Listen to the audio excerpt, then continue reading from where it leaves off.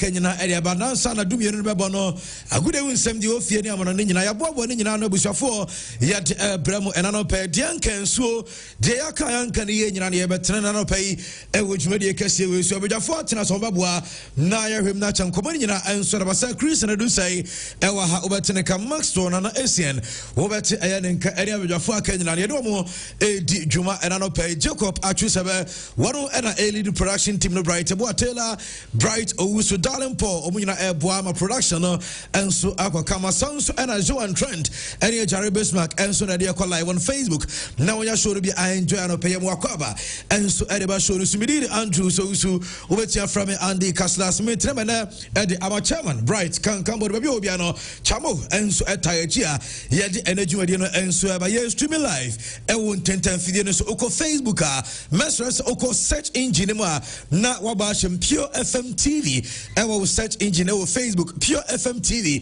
obenya e feed no obehye na wa like o comment bia so afato obaye na ye won come it's another weekend and matches how do pi na eba so sai na hu sanema enso besi akone ni nyina enkomo no eba no pai e wo aye dwumade no so latest e wo mo no ni nyina no ya boaboa no ayete ebe so mo era no pai e wo show no se be ko teams na so na ya di nkomo ni pie sanse ye call ma ye wo aye interesting stories if free clubs no wam aso eba don't forget say matches eba so no coaches any players ahodo enso in sempi and they are to any nyina ba bedi won koma no pay e wo aye dwumade no so wa mana no sanso na ye be fie so a challenge so say and bibia ni Gold Stars omo and represent aye Ghana ewo the CAF interclub competitions are question na Bibiani Gold Stars and represent Ghana ewo the CAF Champions League and wamusia kan ewo Accra Sports Stadium sanso so and Kumasi Asante ko nyame admoch na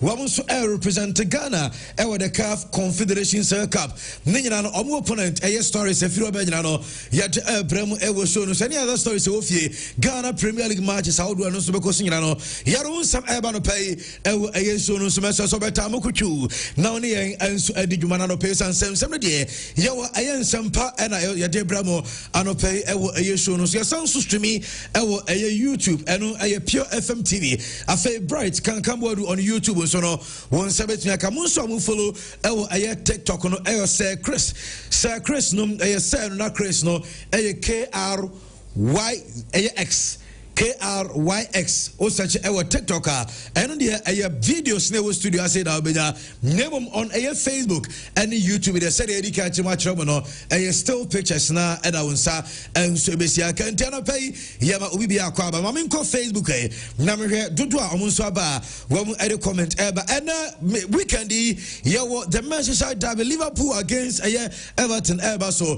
sounds and the Manchester derby and I say Arsenal against Liverpool, Arsenal against Man City, Arsenal against Manchester City, and so a big game ever. So of course Chelsea and so APM Old Trafford na omne Manchester United and so abo na one said saying and and so besiako ninyina mejo adwen channel pay ewo aye show no sunti matches no obefa ebia ma won se bi ma chase a wo mo ere mo predictions and so about Chelsea ache yepa Chelsea ko say 12 years in the omunye English Premier League no Enzo Maresca everything lead Chelsea am match this season na Chelsea so ever win Old Trafford no answer you share ehun bi ache and Chelsea everything akwa break his agents na nyina meju adwenche Facebook comment section so and Arsenal Manchester City na enu so hu say Arsenal supporters no do na say tima ekuto ma feed omunyini so obi abetumi ahye da gina wanim ayaya mem just mem asem dia da because say baby omugina say no omu wadene pa ene Arsenal against Man City watching no say and who say game no enso besia ko Liverpool this season Liverpool as a support they are winning but Christian Becker say so we say Liverpool yes nankasa omu shada enya happy of course and no me nkasa menua Steven Ellis catch him say e wo mu say omu win dem nansan ye ana slot and them ranting I am hihye nko a and omu de wo mu na and ye bebe say omu ni Everton club no enya ma be koyi e de Liverpool na any some of the opi any ba don't forget say your correspondent La Liga Madrid game no enso nyame ya atoma awia enu 2-15 and Real Madrid game never so Barcelona and so everybody game against Etefie. Ninyina home come ever let's Bilbao and Villarreal match and so of course yebe and so Italy yebe France near Germany na yedin community and so Bentiano Pedie and some edos pa mame fa few of the messages na memra ya bidafo na fienka ija and bright skin. I say good morning auntie, Liverpool is winning at all costs, keep the good work, more fire. Thank you very much. Sounds and a Kweku Khalifa. I say what's the title of this gospel? Bigger every day. Akwesi Adomako, my big brother, also watching you live from Belgium, Ghent. Greetings to everyone in the studio. I hope you have your voice back. Yes, and now voice now you will of Fremia. Akwesi Adomako Fremia checking up say Bibia be kama boss Bibia kama nyakupa domene awodin wo ho. Ryan Rank can say good evening once again with weekend edition again. With a fantastic sports crew from Mayola and Onunso and I say we will finish Manchester United today. Yeah, hey, Sebekwa Chelsea for no. Nati Vardy also 2-1 against Chelsea. Emmanuel next also watching the show live and clear inside South Ridge Central behind Nat Hall. Also greetings to you and your crew. A win for Ghana tomorrow against Man City. Okay, Awal Hussein as live from Bahrain and Oheshono. Young King Panda. I'll say good morning to your crew. Good morning, sir. Autrey Daniel. I'll say I'm Iceman watching you live from Qatar and Oheshono. Yao Yabua. I'll say good morning, Andy. Hala Madrid and Chelsea win. Samudin Abdel, I'll say good morning once again, Andy. I'm watching you live from Jamasi Zongo. Yencha Munyana. Sounds and a bright Ofori. I'll say Andy. Chelsea. I'll say Chelsea win.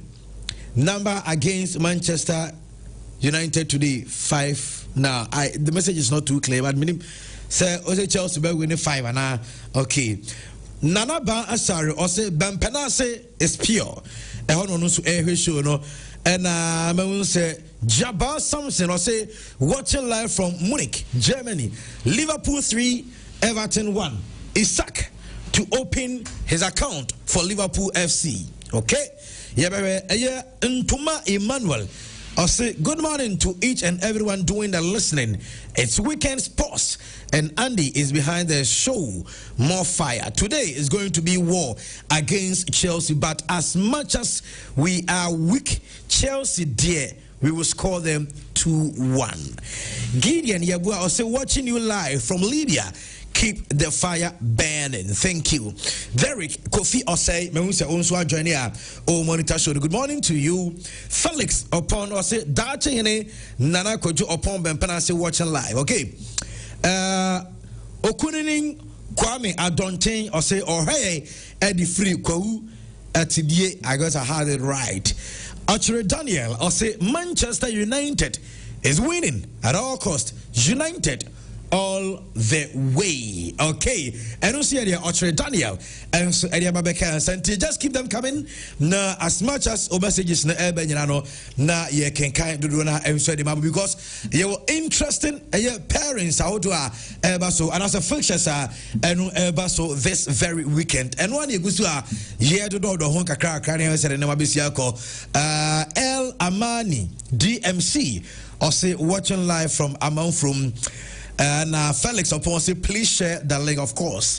PK or say Denyame is pure Prince Diakon or say Arsenal all the way Bomfa is pure on also monitor show no pay and Tiasronko and confirm our full stations how do Mobiatum Amadu Dona 80 yen chamunyana shops how do mofa a show no live on pay yen chia munyana mamincha ida ko instrumentals a patasi opposite a patasi KFC ya so no and live ida ko awmuti Santas runabout go full station maminchamo and of course there is one shop that be a man say me do one can measure that alcohol na me be so obudi no ewo Santas runabout one ma baby a woman ton watching in a one ma there's this shop you on ma 10 dia mo 80 pure FM me can me no say munnim ho yan chia mo nyina and the other centers are multi show. No, a very good morning. There,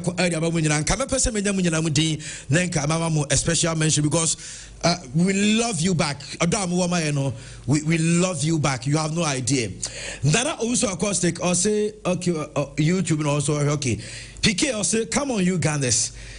Alex Severin or say Athens is pure. Alozei. Amwa Dominic or say Manchester City win over Arsenal. Corresco a 2-1. Entienko Chaniana said UGD say a Corresco na ademai and ye beji na ye dia 2 year pa. Well, Mama Sir Christian Ebajafo kwa ba na fe no but the messages no dia ka e dia to aso me wia. Me kwa mo no ne aba na fe dia ka nyina no enso atumi ato aso ha e pure 95.7 FM. U follow ye enso e wo media no so Pure FM TV e wo Facebook obetumi monitor show no live and of course e wo YouTube and TikTok nyina no ano pay ye demo live. Jumadi no enso ba Sir Christian good morning to you. Good morning. Na bibia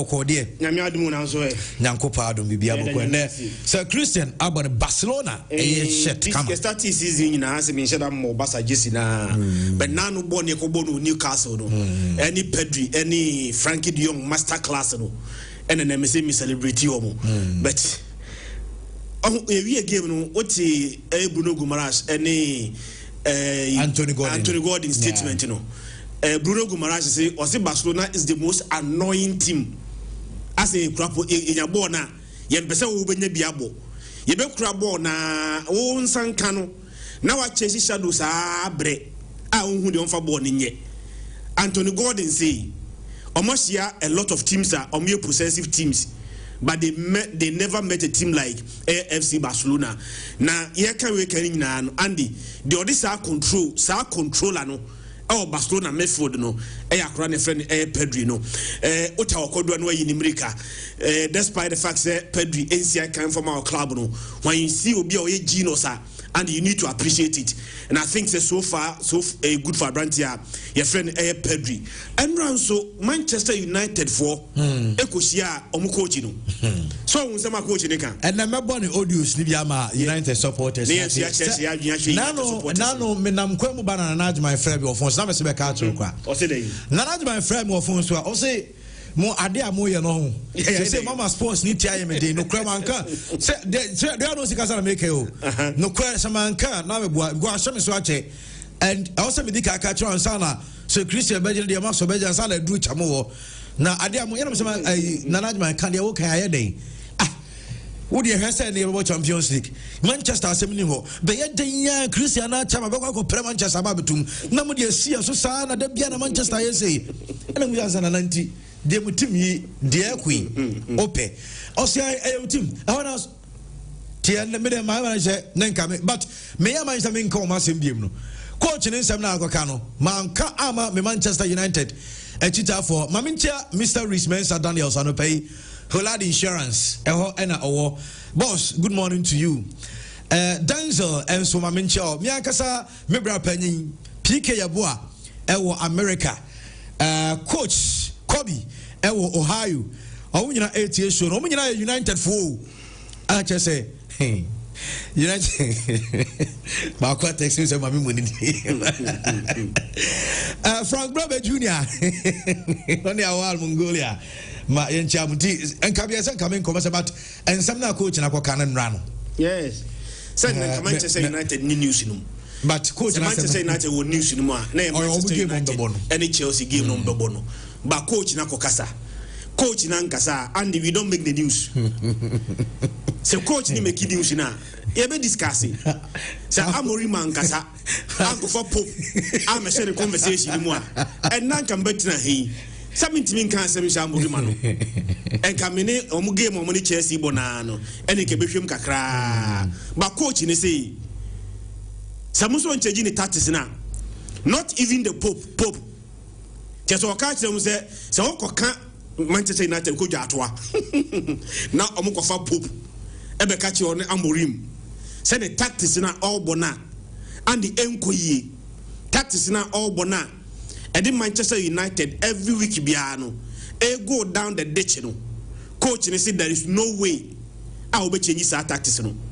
Nene, Andy, you ever catch the Manchester United for say, sa tactics na omu coach na ebo no edia ya ma team no, and it is in whose interest say obeko so abo sa tactics no anaso obesesa and see e kase we ya yen kan bone. Your coach has made the news, and news now coach na making no. It is worth listening to. Me sure say Roman for we are singing at say amorim abo so many penny di. Eti the amorim ka for so penny no no. Roman for person mote. Yes you said no. And into Manchester United na najima ne Manchester United supporters no. Mini ba ku Germany Musa Gaza. Ono so sa o say no. As a sports ritia ya enya nko an team bia support bia no. Se sa team no underperform ya. And the radio talk show ya ya o. Na last year Barcelona free Champions League no. Enya adwuma na nese ni pa ba and the net TV hwe kora ya medin. Say my Maso TV na me share a ball na me hire me din but ese obey adwumanti no obama beye. So Manchester United will need to rise up and until say results ebesisa I know Manchester United improving it there, they will always be in the news. And Manchester United enye Fulham, Manchester United enye Leeds United news about mhumba enye big abo sumbia ne ngoma so. So when say discuss Manchester United, it is because Manchester United is a bigger club, and bigger clubs, you know, Andy, or me who news, you know, yana ya worth a discussion. Etienne, yes, I should musi. And yes, you musi pa. Wako testi. Hey, amorim. Chakwano ana composure na odebe cancer no crown so na shift dina beka okere ni gimme na ene ni poshe ya ya bo mutabo ntia mo kanu mata mo bo uni ada bire one day amorim na some Baba also greetings to Johnson. Let's see it yeah. It is an Rollins. You Emmanuel John also Al Impact is pure. Kwame Adumako also watching the show live at Ashtown. And Pauli Yaira also watching from Oxygen City, Volta region, Liverpool, all the way. Amwa Dominic also Manchester City win over Arsenal. Also correspond 2-1. Okay. Yate unso there but Rahim Rankin say United on crisis. Well, ni jana hunsem ba no pay and 70 day bede kese pa ya chechere eni ba be sanimo enso e dia mamo na akosi adumako Christian tie o say Christian you are very stubborn. Only baby Efra. Why you say for me? Okay, Native Vadio say Amorim should stop talking.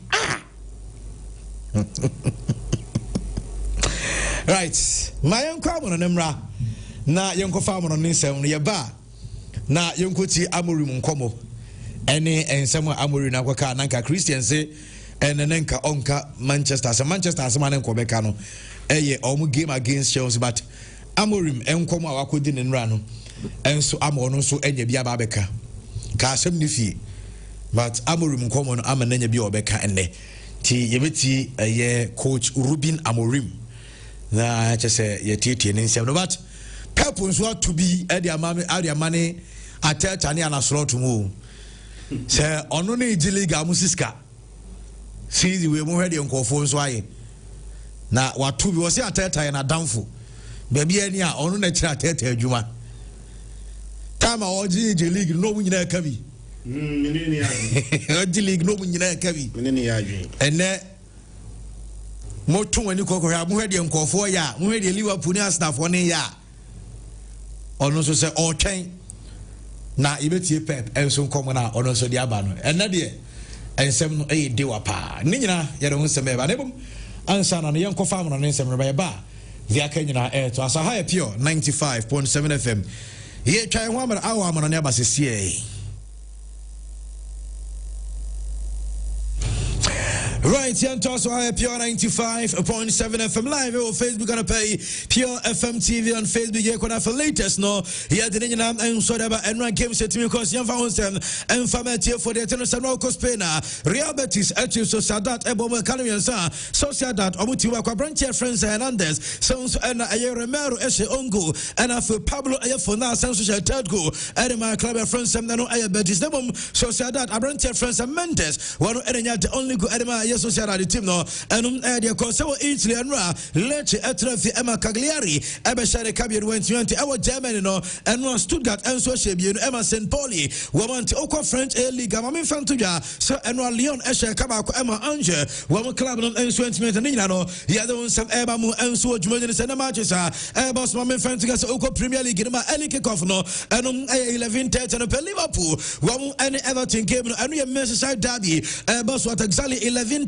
our Anfield and area 2 p.m. game Sakano to us Brighton and Tottenham Hotspur Yebenya Burnley everybody turn Nottingham for the West Ham and Crystal Palace Wolves Saturday will tell you United about 4:30 Manchester United one and Chelsea game na ko Southampton Fulham and Brentford game and also 7 p.m. and later Saturday no the other one some Emamu Edwards more than so China Bournemouth and Newcastle Sunderland about Aston Villa about 3:30 our Emirates Stadium Arsenal against club friends Manchester City and later Saturday no the other one some Emamu Edwards more than so Spain Mami Fantugas and Girona and Levante about 2:15 Real Madrid one our Bernabeu against Espanyol Deportivo Alaves about Sevilla Villarreal and Osasuna Valencia and Bilbao game and so and areas and Yami Admonta Vallecano and Celta Vigo Ale Mallorca everybody at Atletico Madrid Sanso and Elche and Real Oviedo Barcelona game no and you watch 7 p.m. and the club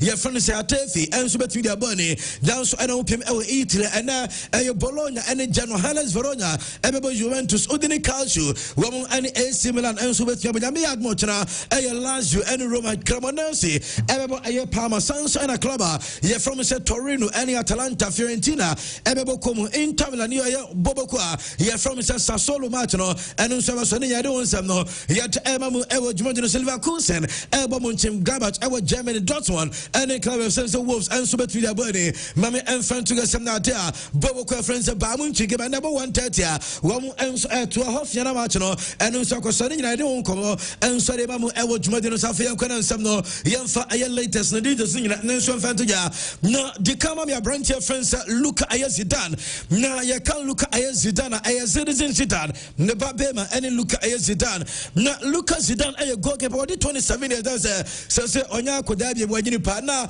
our Bobo and so the Mabokwa ya from Granada Ayala Liga Ayatu Nemo Mamin Farrell and to get a reporter means can say look Ayazana Diamante and say was switching nationality unsa Wamawonum and so Aya France never a boy Edema the French and national and so every Algeria Diamante and it's look Zidan as switching nationality I said no I ready so about and so Edema Algeria our national team no I know I report I mean Saka yet Emamun into our sporting nationality the chance is switch no and so complete and no I branch your friend is look Zidan bano and so switch nationality no yet won come Emamun and so so and the next air call out about no Benya Serbia I am na branch friends Lucas Zidane and so I join name of my friends Algeria Nanyama and so to my kama and what my branch friends Nema Dos Santos Junior na yanim komo sa okopiem and so Santos I mean your report some yes and Nema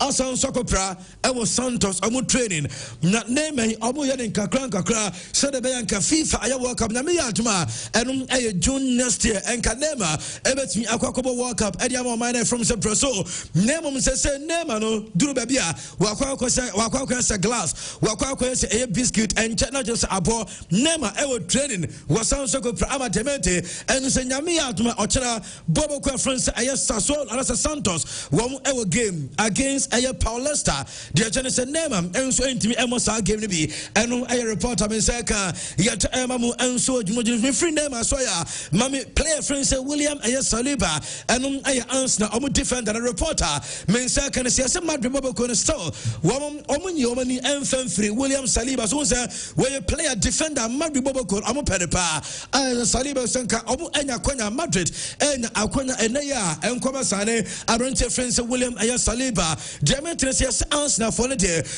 I'm more confidence here because so say baby, how many goalkeeper, so many players, Nkoma Juno, one Egidians, Abrante and Chakra, official announcement, and so some were extending the contract, and so them answer, and December for air panel, so I and William Saliba, I'm answer for the day.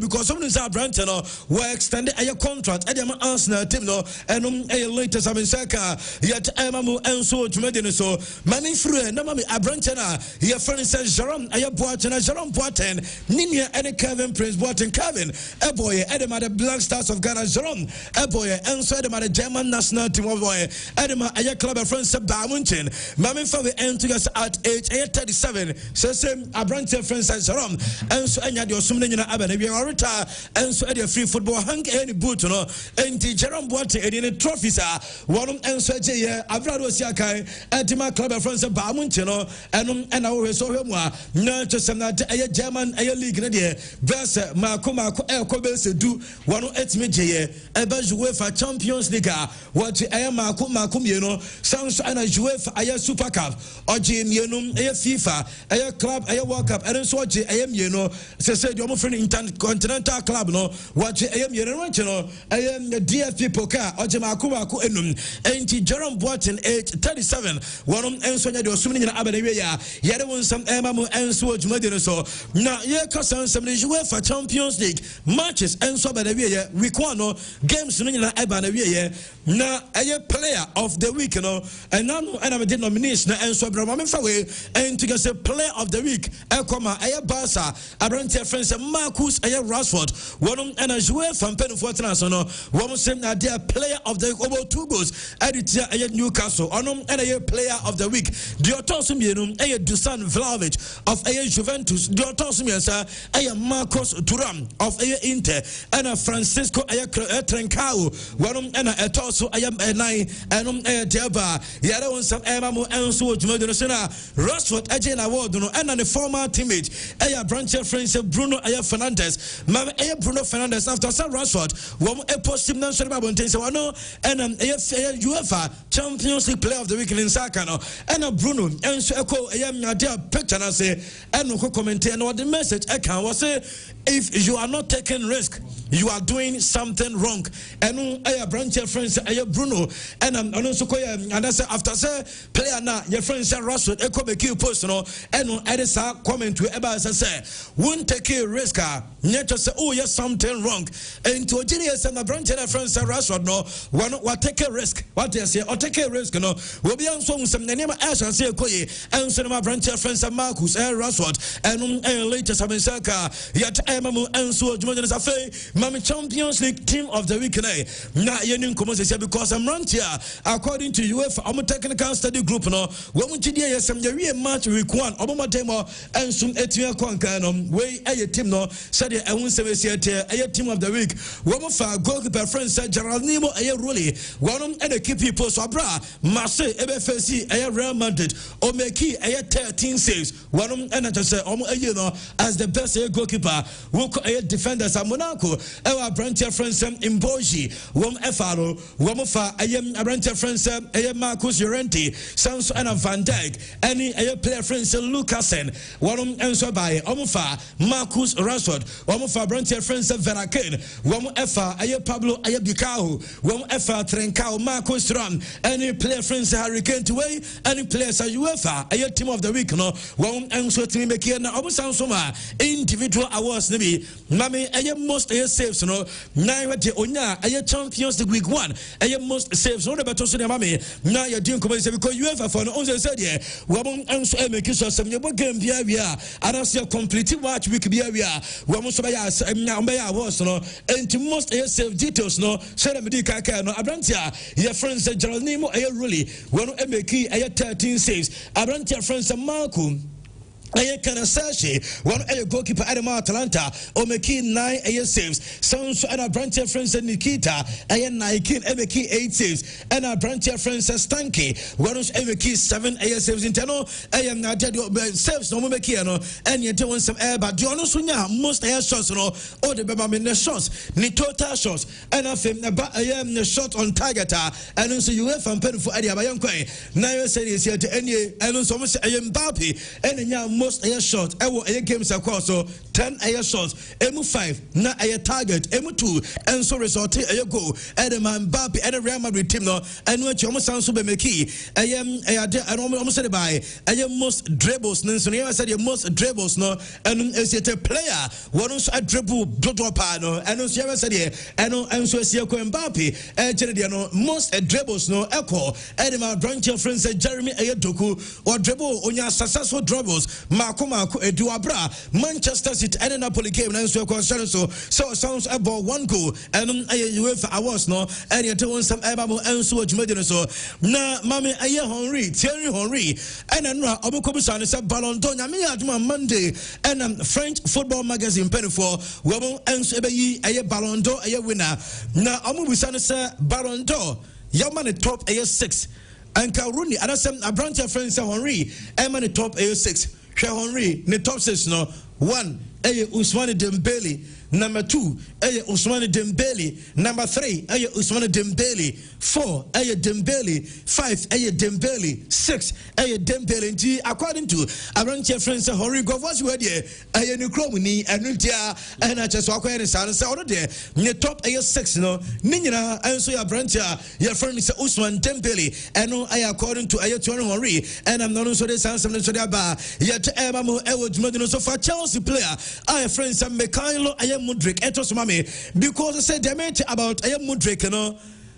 me na report say Mudrik say well suspended the punishment I can say because of fairly doping their test Emma made hun sempi enso by na arranged in the Mikhailo Mudrik also a player obiano no say oye Percy Tumbrika yepa anopai yada sorry ya yesi branch na decided say or person switch ayen mpabwa na wodi di agoro enkane na ohye football boot say yesi Modric person ohye ayen Spice nibi na person ohye Spice or the other ya o ko Tumbrika and so the Ukraine national team because say ball no just yenyan fa the punishment emano but ball nya dey say man e will be otenchai and say opeso ko Tumrika e wo nyame aduma e America to be so enu ye 2028 Los Angeles Olympic Games no yes a branch in this and say ko pesa one eco compete o ko Tumrika e the man my friends Ukraine nya say football o jaiba na enu aya branch friends Modric and am yedin hon come up e wo jumode so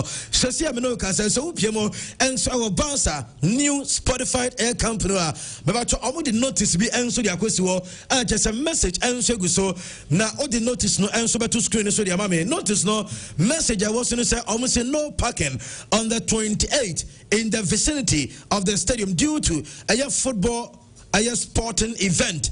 No, just almost confirm it. Nyami adma on the 28th, Barca against Sociedad. No, Wombena Kwakoba Samat. No, and so I was the new Spotify air company.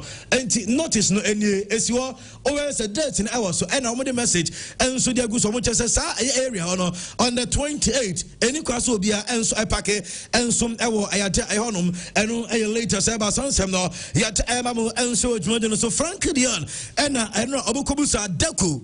Mami Deku, any branch of friends said Dion. Amukobusa Deku says say Dion say Anna Esiate says Moka said a new contract more de mano na Barca there because more and some Moka added their way no etoda I had a foul now say Mobacas on the 10th of August Mubiamu Stadium Amaso more the different date by Amaso now supporters say they how Bokra any branch of friends in Nigo Aya Martinez Mobacas Monakasa more man a new contract Barca for that sorry not just Inigo Martinez across Saudi Arabia and they say Muka Samoa Yan Shada Crow say I can say Mobabaka Avrentia friends Dion. So and Dion be standing a contract at a reduced fee, and so the Basa no crab the bay and Dion because no born at Dion Echo Boy and so St. James's Park no Basa for no emphasis Dion Nidiano and so Inigo Martinez and a Dacosi and Fantu as a situations a different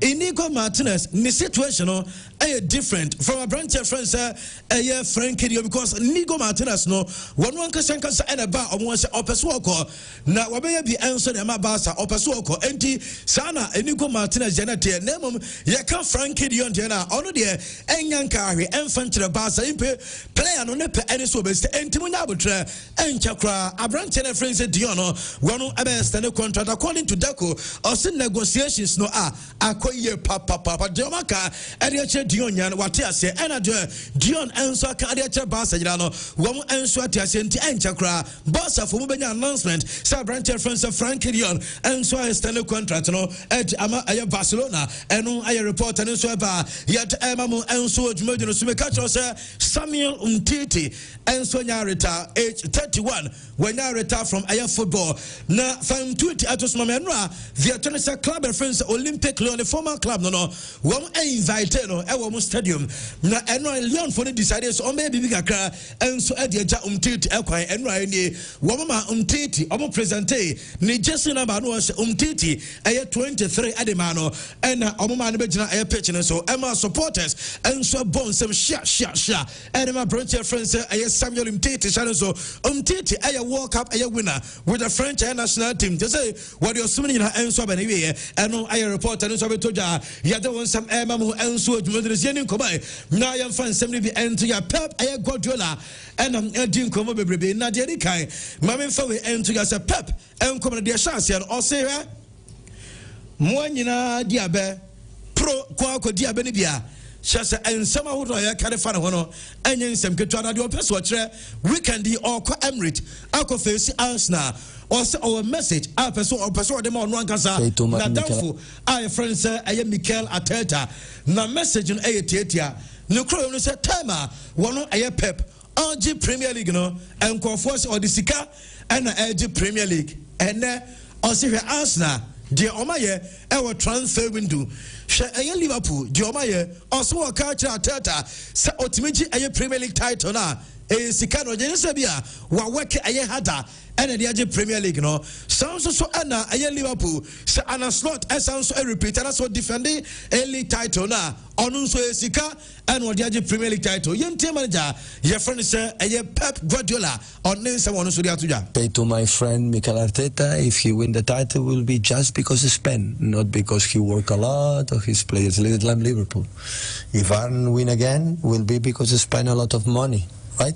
Because it's not just Man City happened that, right? So, for all of them. Listen, for many, many years, so every club can do whatever he wants. You know? I know how have been treated is completely different, but what he wants to spend is because they want it and it's fine. So, only I can say they have been wise, they spend what they believe they can do it, you know, to compete against the best teams in the Premier League in Europe, and that they've reached that level. I know, according to manager France, Pep.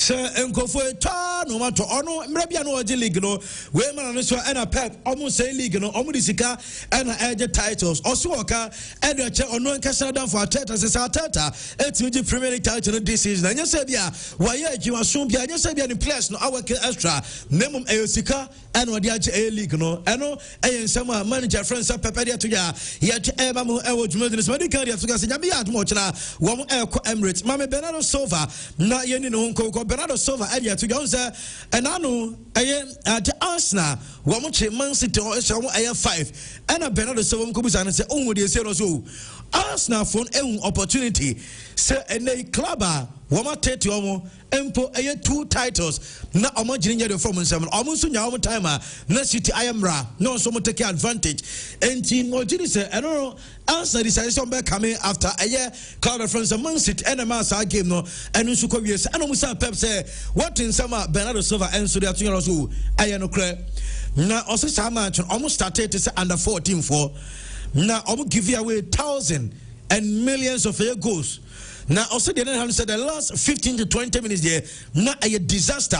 ɔsɛ na yɛ very easy ɛnso de ma Arsenal ɛno ɛyɛ nsɛm a Pep ɛnso de ato yɛ saa nsɛm no yɛte ɛma mu ɛwɔ show no so na ma me ɛyɛ Man City ɛyɛ team a ɛyɛ likely sɛ nyame yɛ no kyerɛ wɔbɛde bɛface Arsenal ɛwɔ Emirates Stadium because City ɛwɔ injuries kakra na mmom team a nyame yɛ no Man City ɛde kɔ akɔface Arsenal on Sunday ɛwɔ Emirates Stadium no wei ɛyɛ Manchester City ɔmo squad ɔde bɛto som nana sɛ ɔmo lineup no menya report sɛ Gianluigi Donnarumma, Josko Vardio, Ruben Dias, Nathan Ake, Kushanov, Rodri, Ayasa Brancher friends Tijani Rangers, Phil Foden, Jeremy Doku, Bernardo Silva, and Ellen Holland. Amo and likely. So Mr. Tigem Yami Admochina, and so the Manchester AS City, and I update and so toja yet Mamu Ewo Jumedus Mamin Cospene, Mami Ora friends Jose Aye Bodalas. Na Jose Bodalas, ono and coach Adema Tefi, Woman Club Yami Admochina, 7 p.m. Woman and Barca, and Ebo, and so I was Johan Cruyff, a winner. Na opinion about you guys and Empire, and Senka Lamin Jamal. Nyame admochana wono enso betia ba saa match because player ate say Lamin Yaba so jira game a osin omankofo energy eye game no e ma game no enso eye dentin kan pe en se nyame admochana Barca ebenya branch friends Lamin Jamal a obesia ka name unfortunately edema coach eye Bordelas the tia en se Mame Lamin Yamal nankasa the tia se Barca phone enya ruling out the tia se Lamin nyame admochana game no enya the se Lamin Jamal enso betia ba saa game ni bi eye ma Barca wabra eye Barca match na ekoso manager no a confirm them the tia and it's a branch of friends Paul Kubasi there wom say oya available Kubasi onya knock e will Newcastle get manager na say Kubasi ebetua bo Lamin Yamal de there emu enso ya de Lamin enso enkonkobo saa match ni bi eno aye report and so betoja yet mamu e wo dwuma so Frankie de Jong menya report and say nano because manager no ema ne ball 90 minutes e wo Newcastle game ni mete and so china likely say coach friends Hans Flick ebe drop a branch of friends Frankie de Jong ama Mark Casado enso anyam aye opportunity na ono so Benjamin Snibi enso de ma aye Barca Dion ebe ko bench ama Casado awe partner aye Pedri e wo midfield eno aye update am seka yet eba mu enso adwuma di no so ma mefa we enti ge so okọ Real Madrid mama abrante friends Jude Bellingham eni Eduardo aye Camavinga menya report say Madrid ene obobo at exactly aye 2:15 e de Espanyol e was Santiago Bernabeu Stadium Demetri says Xabi Alonso decision and some 2 players with nano Champions League against Marseille na omo kan team level wom army Bobby Jude any arrange friends Camavinga manager no I decided send obebo mu minutes ni bi enso abo wom enso bebo aye game bi at Espanyol eno aye report and so betoja yet mamu e wo dwuma so Manchester United against Chelsea and manager friends Amorim confirmed the say Matheus Cunha and Mason Mount na omapra good news and it's a 2 players no nyame adma any game no Matheus Cunha aye fit obetia starting match no sounds and a branch your friend say aye Mason Mount once aye fit Mason Mount the onse coach no ne darling boy any Mason Mount enso aye ready to say game no Mason Mount enso betia sisa kan bi eno aye retafei yemra aye Ruben Amorim also because nan saying last Thursday any report say Sir Jim Ratcliffe one enso kopiemo ewo eye quarantine just nkoma wodo pi enso ko share manager na friends Ruben Amorim enom kobusa Amorim say you say eye oru friends Sir Jim Ratcliffe abeshiao na sign na nkomo no esia tie bi bacho yenya abotire ne entie ne kakra we eye on Amorim time Sir Jim Ratcliffe beshare no or say a contract and on the brand and someone Amorim edituja. Jim Ratcliffe was here yesterday. I mean, obviously there's a lot going on at the club, but everybody kind of focuses on you. Could you just tell us what you spoke about with him? New contract. He was offering me a new contract. And no, it's normal things just to show the support, explaining that is a long project. He said many times this is my first season. For me, it's not. But normal things. Spoke with him, with Omar, with Jason, just trying to see all the data around the team. So a normal meeting, and we had several. But in this moment, it's normal. People pay attention to that. Ti ase no Sergeant Wycliffe mobile on yes be on basa wom ebe pam no a new contract and one some and no money eba beka na omo normal people I just omo guso a wom anya no kwanya Sergeant Wycliffe ko no ka say ono just work cause mo nyina enso edi nkomo enra na omo san so kobusa aye Ruben Amorim on Sebia adwuma no oso se be pam no so ono owo ho onum say United supporters be ka omko a nanka okọ nemum oho so be fight for a new position at Manchester United ono a responsibility. I understand that people, if you don't win, people will say that I need to go, but that is not my responsibility. That is in the board. I will fight with all my strength to continue my dream. I want to coach this club. So my job is, you never know. It happened with Sir Alex Ferguson. One game changed the history. So I'm just fighting every day. The next game is going to be the game that changed my history. That is my job. When the time comes, it's not my decision. So I'm not worried about that, and I will be fine. I will say the same thing. I will be fine. But I will fight every day because this is my dream. This is the Ti also said one winning game dodo na ya na mo peso ko nemom eno no enye ne decision aya board no what so mo na be decide ono de na djuma ene se on fight bibia onye bibia na Manchester United enye yi na eno no mo ko busa ne se na de oba fight be ye no ene se you see change your tactics o star no change your tactics and Hannah Amorim e de akoto ya se sa tactics en se mo kana match on Christian enye de obi abeka even Pope and your Pope crown with Yanka, I'm one. I change any tatis no. Yentie Ruben Amorim. No one, not even the Pope. This is my job. This is my responsibility. This is my life. So I will not change that. But I will change. I will change the system. There will be an evolution. But we need to make all the good steps. And to tell him, if I'm a player and I have a coach that with a lot of pressure, it doesn't matter if he's all around the world, is saying you need to change the system, and I'm going to change in this moment. They will look at me in a different way. I'm doing things my way. Some guys do it in a different way, but it will change. Hope to have the time to change, but it will change. Eno Manchester United go reference Ruben Amorim ti enya Pope mpona be ka change on change ono ebe change eno aye report eno so beto dwa yet mamu ego dwumadino so on Harry Maguire farama me eno mukobusa Maguire say Maguire Mutimi Obia Senye and Maguire so this season aye last season na omuguso ye nkakranka tie Maguire enra on Manchester United.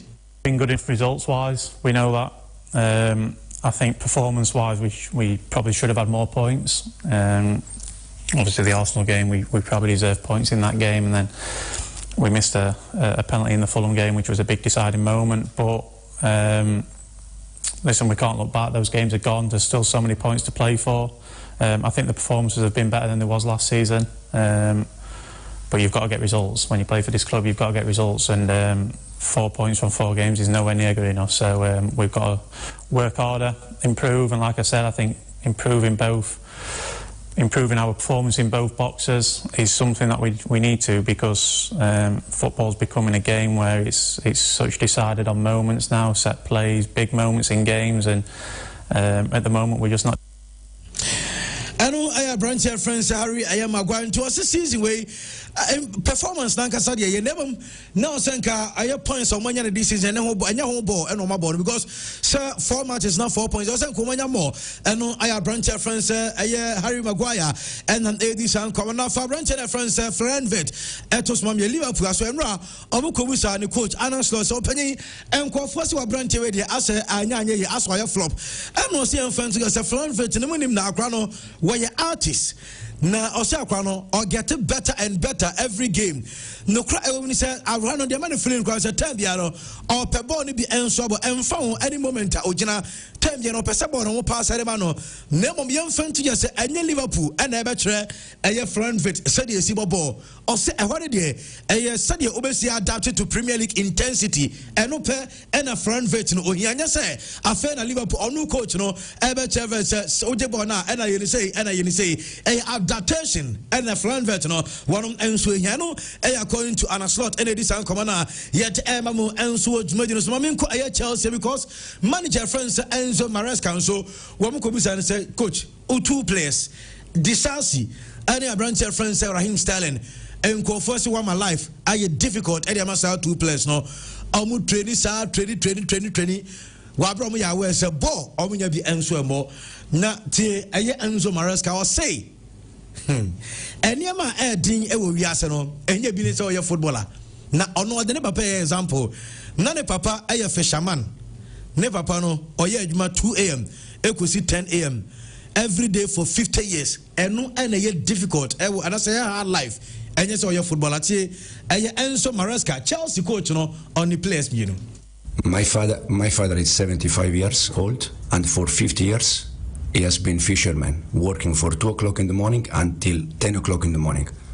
This is hard in life, not a player the way they work.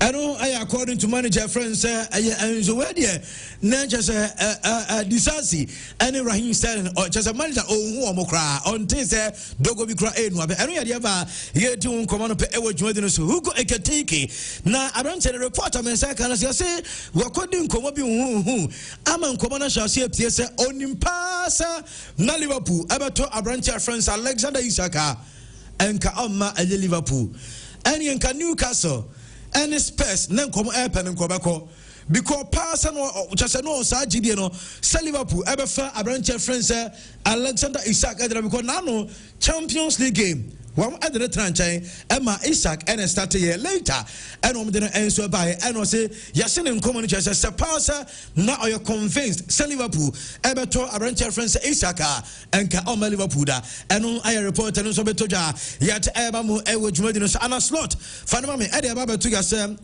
on Mohamed Salah I say Salah ya no person who no and now against Atletico Salah no eno pe Salah or involving who ever game no more and just onya touches no more I say no eno pe and ya Salah ye be game no now say na say game na Salah twetwe nine boss no enter come Mohamed Salah and say or pe ya Salah boss ne ba nchen mo na Salah enya touches e mo eno ene Mohamed Salah ono epe eno aye reporter no coach and say somebody atuja yet emamu enso dwumadino so and channel Liverpool game na so but won sem na eba e wo dwumadino so ma fa we ento ga say oko Arsenal say omo enso Manchester aye City na ebonyame yad mo china na American enso ade aye Man City squad no enso de badem ma fa we ento ga say Mikel Arteta adi nkomo adi afa Noni Madueke ona Noni Madueke ene nkofo say Arteta ka bibi tire because Madueke even more Arsenal supporters don't want na no mo preso so okofa Noni Madueke ede na ba no so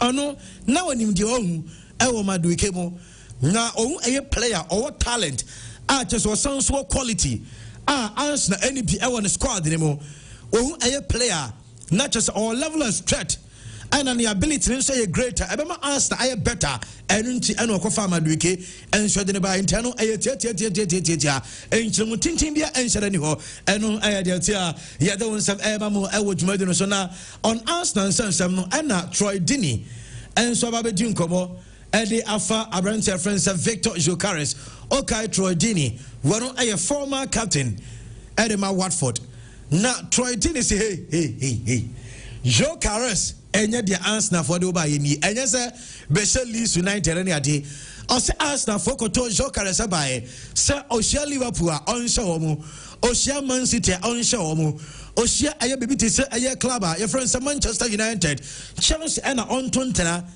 na Leeds here se enye no nti na Arsenal for ekofa do yenti ensema Troy Dini enso aka edi afa Victor Jokares or Troy Dini any. Yeah, it's going to feel like I got a vendetta against this fella, and I promise you I don't actually care one bit about him at all. But Jokeres needs to score in a big game. Yeah. He has to.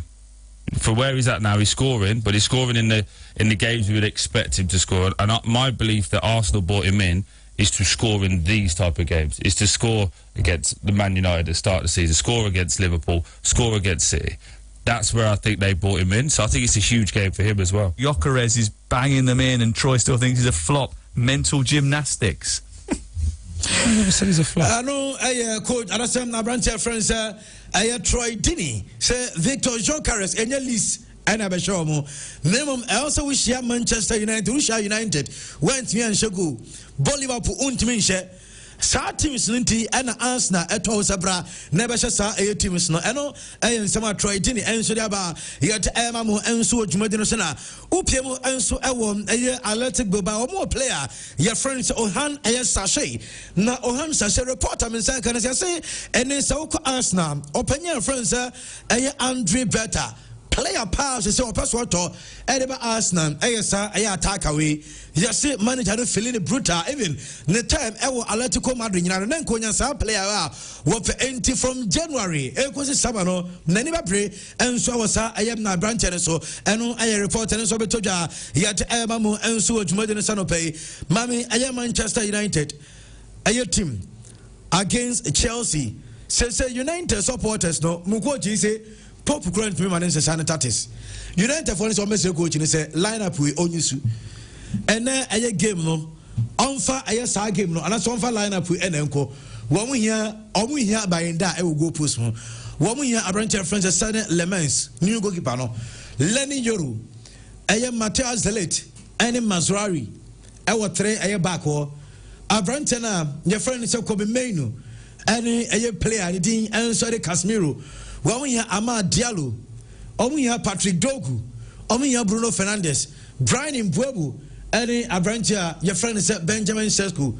Na Matthias Cunha so ya fit to ana eno tepa yet emamu enso adwuma Chelsea enso team Chelsea for enso Chelsea also with the face Manchester United no eno so fatos mam ye na ye nkomo se na memra abujafo na fe yemfan sem no emfria emra say Chelsea almost squad also with the face Manchester United no according to Chelsea aye supporters almost de Enzo Maresca enyamo no Wamuya aye squad no de anu pa players are just anu just almost betimi afese as so here be say Reece James no aye omuya aye sacred reference Malo Gusto because mistake na no koye no omu empe no meba Chelsea for so muya Robert Sanchez Mark Cucurella Natalia Chaloba aye George Champon Reece James Moises Caicedo Enzo Fernandez Alejandro Garnacho Cole Palmer Pedro Neto any player friend said Joao Pedro Edumia and so Nyame Adma a game and so sorry ba yet Mamu Edumade so Ratamal Falcao and so between Gentia 2013 were free Atletico Madrid say or disappointed in the club, especially open friends like Gail Marin because no person and no not all change and Kobena BB what is a message and so free Gail Marin as well also what will be and carry and fan channel just Obian and Newcomo just effort Kakabi cry and through open friends like Gail Marin or Ama and na only option be a dance over movie name of on one Casanca de Nenka Pesu stay and so our club and friends Atletico Madrid and I report about yet Emamo and so Madden so our branch friends and Nick a Voltamati ono and a Newcastle I didn't replace a player friends Alexander Isak and needing conversation ne favorite a Premier League A player Yenti and some boy and so the tuja. Favorite Premier League player of all time? This is also a difficult one, I would say. Like I'm 2002, so it's hard. Like to. That's crazy, man. 2002. Yeah. So like for me, when I was growing up, like Ronaldo in Man United was amazing. Yeah. But maybe Steven Gerrard or something. Wow, what was it? Like what about Steven Gerrard? Did you like commitment? Yeah, like to be honest, I always played like on FIFA, and he had an amazing shot, and I like his shot. Yeah, I know what you mean. I like players which are like with full intensity and like shooting and win duels, and I think. Nick Voltamade they say, the favorite Premier League player, Steven Gerrard. We won here in 2002. Now, over FIFA game now, player ultimately the boss shot feeling no. Steven Gerrard. I don't think I know Steven Gerrard. Jean Black. Mami Fawe to get say Jean Black. Meki. A 500 appearance. I am Atletico Madrid this weekend. We are 11 years. Atletico Madrid. Eba a trophies I watch 4. And I say La Liga Zamora trophy best goalkeeper. Watch it Marco a 6. enti ono ayem enche na je se weekend match eba so no game number 500 and ono so ebo Ediama Atletico Madrid mame fa we entigas Alan Shearer aka said the Reece James won osim enano Reece James as a midfielder against Bayern also on sakran oye versatile na oye one of the players yakaso bi well talented Bako Reece James. Reece James who here on any position and the debom method born Reece James abono who say ya talent akwana friends James one ekuta talent pa Everton coach our friends David Moyes and so abekasa on teams no spending some vis-a-vis other relatively smaller clubs no said Premier League profit and sustainability rules no juma any financial fair play said your boy teams no yentie and somewhere David Moyes tuja. After winning you have to be in the big competitions, which makes the money. I found that West Ham, 3 years in Europe allowed us to spend money, allowed us to bring money in up to spending. So from that point of view, that I think Liverpool have been entitled to do it. I heard Arnie sort of defending himself about that he's brought in a lot of money as well, which he rightly has done. But I still think they've spent more in one player than we've spent in the whole squad. I don't think that's the biggest issue. I think it's just having a realism about where the games are and maybe where the clubs are. And that's what I'm saying is I need to try and shorten the gulf between the two clubs. At the moment, Liverpool are champions, probably favourites, if not second favourites for the Champions League, and we're not. We're Everton at the moment, who've just come out of 3 or 4 difficult seasons, and we're just beginning to rebuild. So trying to sort of bridge that gap at the moment is quite difficult. Right, I know I am someone David Moyes in 2 10 some now. Say our coach a top club paying Manchester United, and what to our coach a teams in Ghetto and West Ham many a day. Tournaments so we go born and what they generate says no, and there are teams I can say no even has advantage so Christian Andy yamon komo kakre Andy midasi na weekend we Premier League produce a 2 very interesting fixtures say Manchester United Chelsea and Arsenal enso Tenefi na wabotia Manchester City and it say Oshaba na no china very two very key matches are very tough games are and no betimi akoso Premier League no yensa sem free honum na Andy onum say Manchester United, despite all their problems, on last 12 home games against Chelsea, Manchester United are unbeaten. Manchester United so on Chelsea bo nasa Manchester United ena ebo fia. The last 12 home games are Manchester United abo to Chelsea no. Manchester United win 5, I draw 7. Now the last time a Chelsea win a game, Manchester United Old Trafford May 2013. And at Chelsea to Manchester United na Manchester United able fie and at Chelsea ekoshe de kabakwa omu entimi anti Andy venue bakwa Chelsea enter win kura no Old Trafford. Chelsea win percentage Old Trafford no only 18%. In raw figures no, the last 33 matches are Chelsea abo Old Trafford no. Chelsea are winning only 6 of them. So 6 out of 33 no. So convert it into percentage wise and just 18%. Venue Chelsea about 10 or more games away. Make away venues Chelsea about 10 or more games win percentage from Pano Old Trafford. Now, Medicaka, the last time they won Old Trafford 2013. But last year, on my last meeting, and Chelsea the neighbor of ye, I think that was back in May. And at Chelsea, Manchester United, a Kabakwa, Manchester United anti Mekai. Sad game no, a very tough game. And a Mark Kukurea said the only goal Edema Chelsea, almost share Manchester United Kabakwa, almost Antimiante.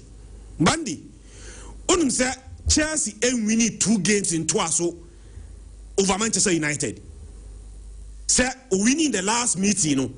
The last time was Chelsea and we need 2 or more games consecutively against Manchester United, no, between November 2009 to March 2010.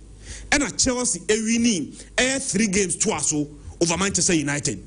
If you walk on, say Chelsea, we need 1 game over Manchester United. The next game in a twice, no, it has a bad draw, and as a Manchester United, we winning. But under Diago Amorim, Ruben Amorim, no, Andy. Everything is possible. So your team now boy tia Manchester United. Now team in time share Manchester United. Coach we actually say beating Manchester United at Old Trafford no very very very achievable.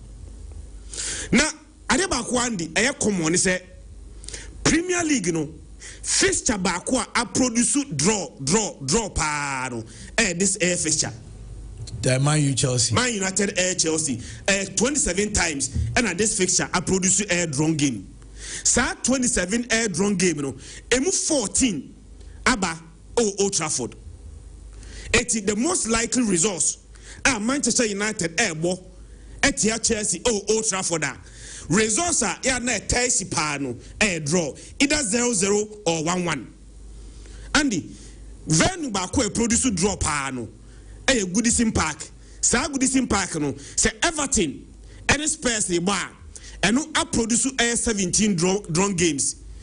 But Chelsea against Manchester United at Old Trafford no produce 14 drawn games. All competition in the Premier League no sa fixture we nko ano produce 27 drawn games. Bandi de omnie. Ade ba ko Manchester United season ai end ye no now your major problem goal scoring me boy. So Manchester United air transfer market in mono almost spending no about 90% now your attackers me boy. Benjamin Sesko, Brandon Mbembo and Matthias Cunha. I'm the goalkeeper back by and I'm there a left back on the crowd or a youngster. So Sika Manchester United spending you know rightly no me na me Manchester United sporting director. Me share a Premier League table na the end ye na ma share in weakness no na goal scoring season na last season ye Manchester United has 44 goals in 38 matches. Andy 44 goals in 38 matches. Ono share 44 goals no and no concede 54. So ye season no na Manchester United goal difference or the season no Andy na -10. There say having spent so much our attackers so no Udum say so far Premier League na yebo no team one SG ya kan SG a ball na yebo ni nyina no goals say na nkese team na hye team one SG was soro esre Manchester United no Man City SG 8.5 meaning that Manchester City born on Mabono goals I think no 8.5 and I say for say 9 goals. The next team on the SG was no Manchester United and the SG 8.3 and the 8.3 say Manchester United after bare 4 games per the evidence of what we have seen any chance of creating no I was saying Manchester United goals to cry no I was saying 8 goals. Bandy, Manchester United has 4 goals in 4 matches.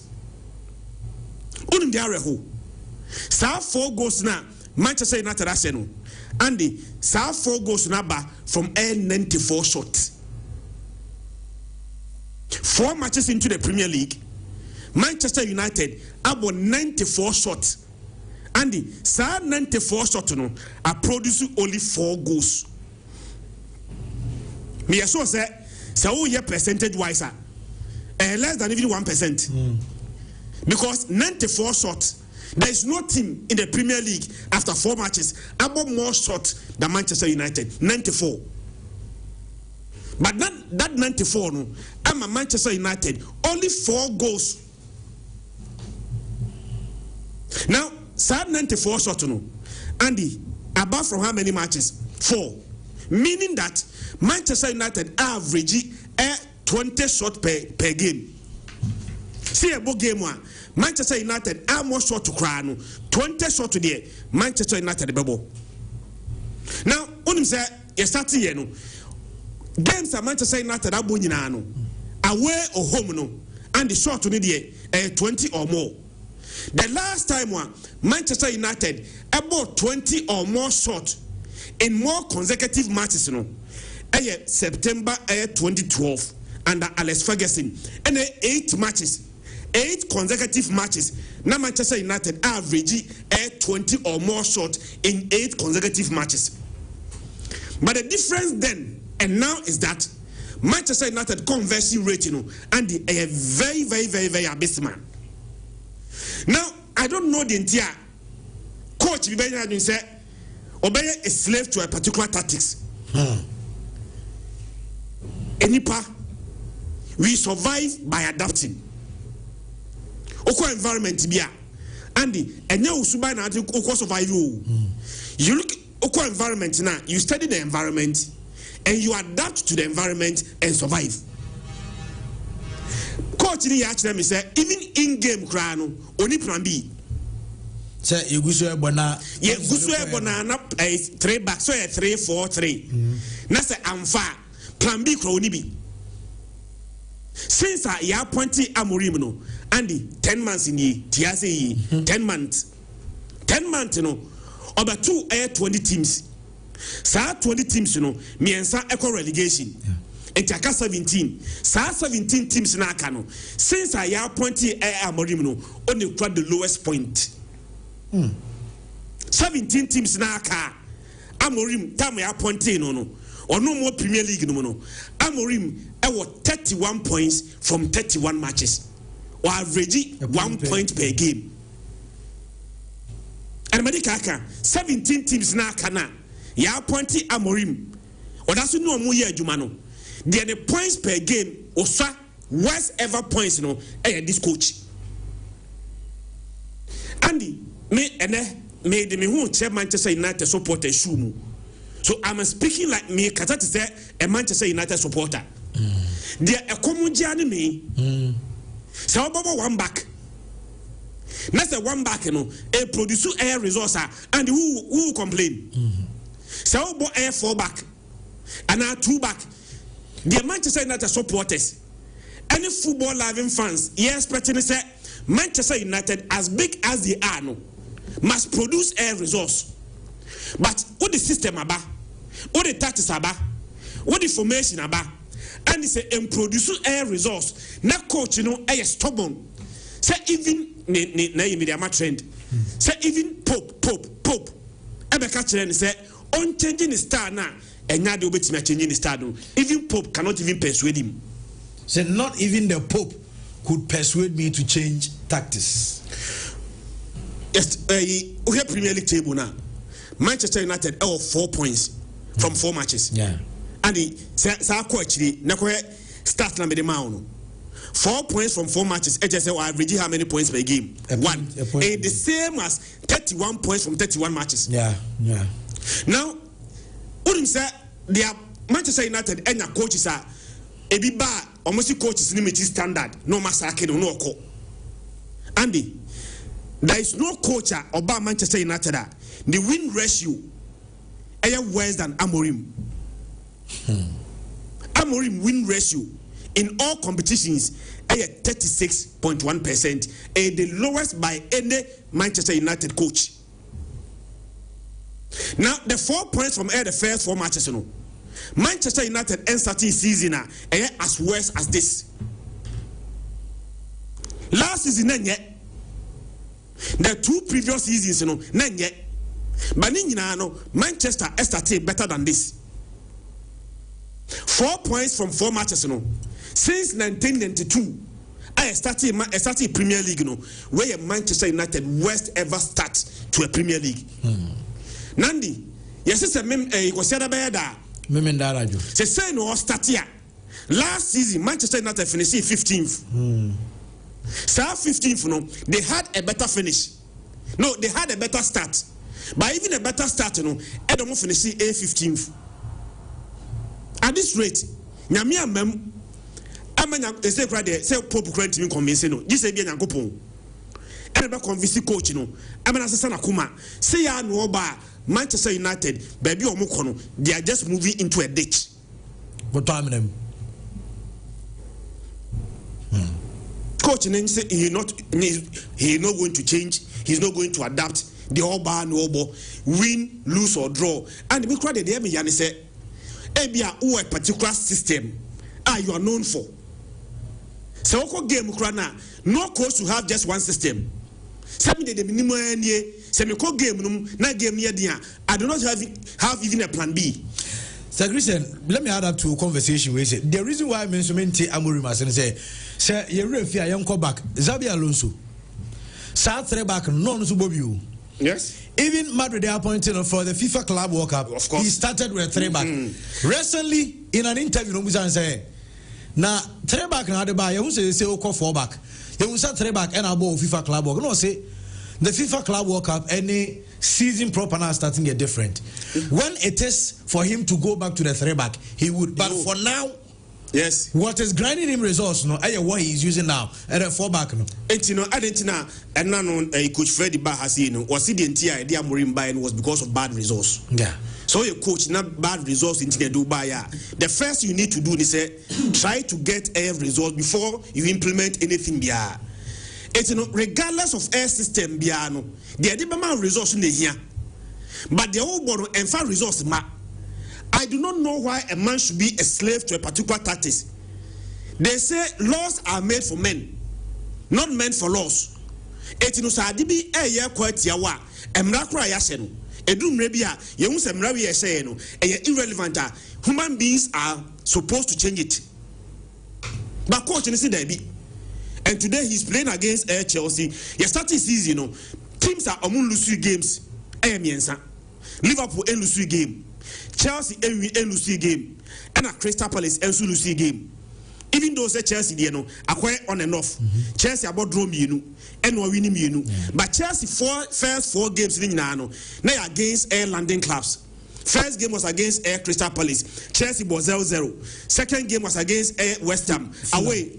There be second game no West Ham no question 5-1. Okay. As no be Fulham 2-0. And then the last game against Air Brentford and a Chelsea able 2-2. But about 2-2 ni Chelsea next game was against Air Bayern Munich. 3-1. Yeah. So I am very sure say Chelsea for the last two games now. Omini bi. Say Chelsea lose in the game now. Now also yako 3 games are omini. If Liverpool is able to beat Everton now the gap between the Liverpool and the Chelsea, wide anisa. So the bigger responsibility is Chelsea and Manchester United vulnerable. Beating Manchester United, the right time is now. Amorim said, you don't need to do anything too much to beat Manchester United because the system, and the predictable and consistent, the same thing. And I mean, what the car can. Star line up now the man almost say supporters in the pen. As a supporters in my dream. The Chelsea. Anyone who come there be Manchester United. Trend yes, I'm Manchester. They know me Timo and say coach in the club star system now. There should be change in personnel. Okay. Such system there a bit the same system but change personnel. Okay. Yes, starting season, back three now and they were both the same back three. Matthias de Ligt and the Jen Finfin, Lenny Yoru and the ball on the right side, and the ball looks Shaw as the left centre back, and the look Shaw on a left centre back or a left back. So Manchester United any Man City now. 2 of the goals now Manchester United conceded. Look Shaw no at fault. The third goal crowd or the ball the chain. And so about Air3 back now. Andy, on for look show in Tranchain. No more Abraham defend Mazarawi near Wadi. Medicaka. Say Abraham defend Bruno Fernandes. You can get the best out of him when Bruno Fernandes is more offensive.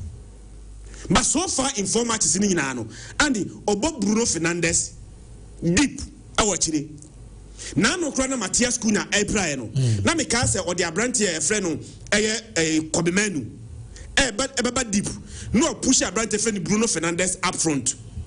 Barcelona or the Bruno Fernandes and Ugati and the City deep.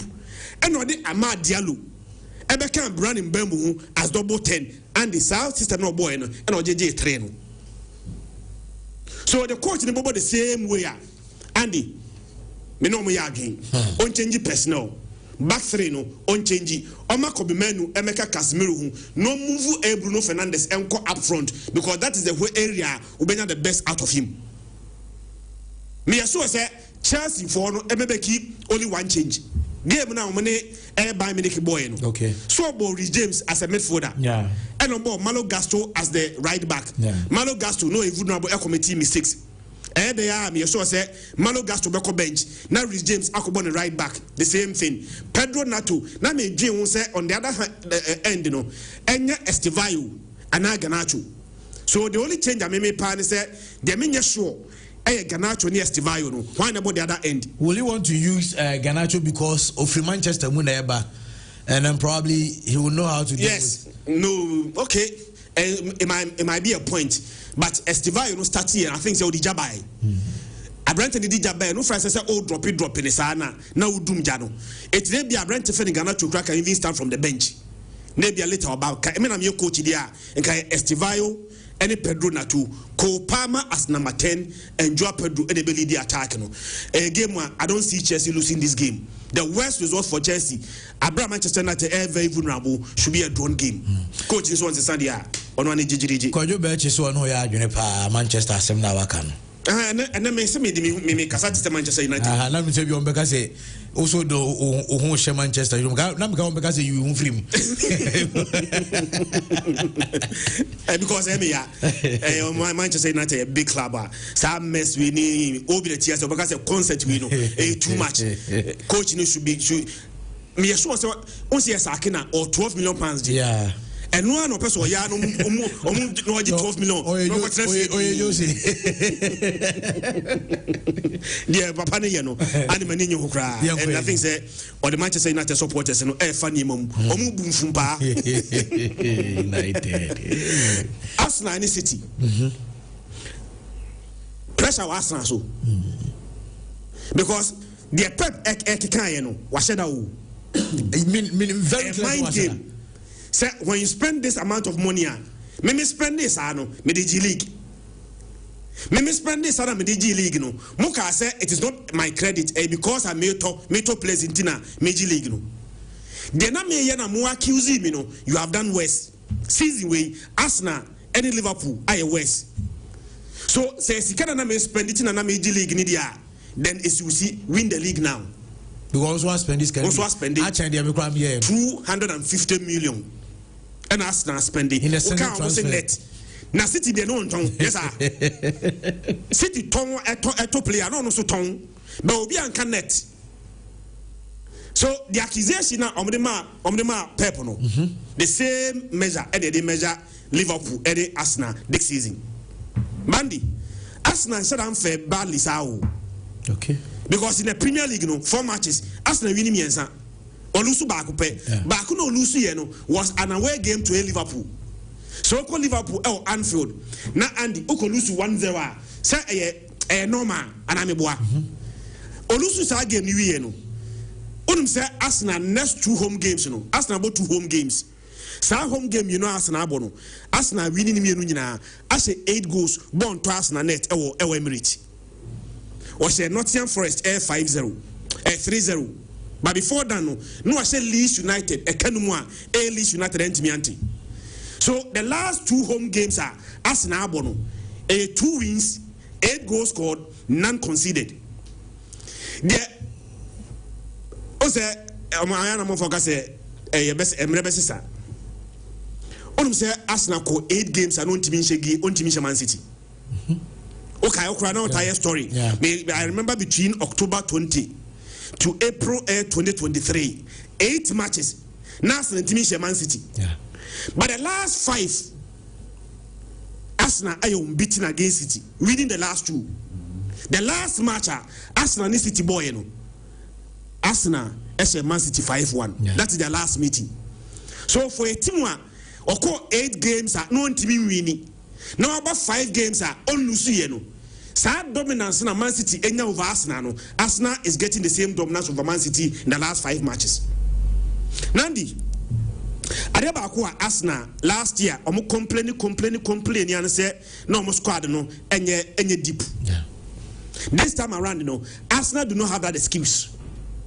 Say excuse say no money squad depth. Abranti friend no Kai Havertz on your striker. But Kai Havertz prior now there's so many striker. So at the later stages, no more Mikel Merino as force number 9. Say Arsenal do not have that excuse. There's no Kai, but they have a striker. And that game now Arsenal Arsenal last game call Bilbao 2-0. Players me no any free bench e share goals at the Arsenal. Yeah.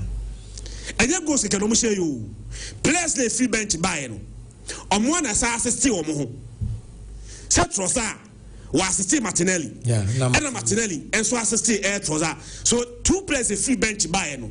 Came from the bench and made a difference. And the me sure say born na Arsenal any Bilbao boy no.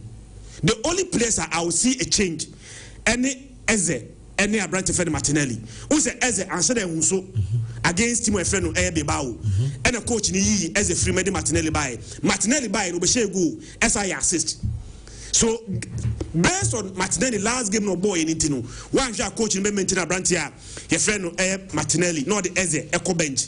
There is no Saka, but none of Maduke say even though say on yes Saka direct replacement and there's last year na Saka ni one more no me no obi obetimi about that position but there's no Saka but Maduke betimi about that position Victor Gyökeres ebe lead the attack no Arsenal midfield no thick, and I'm sure say over the years baby na City de bo Arsenal pa no central midfield but Arsenal boy Andy Mikel Merino, Martin Zubimendi, and Declan Rice.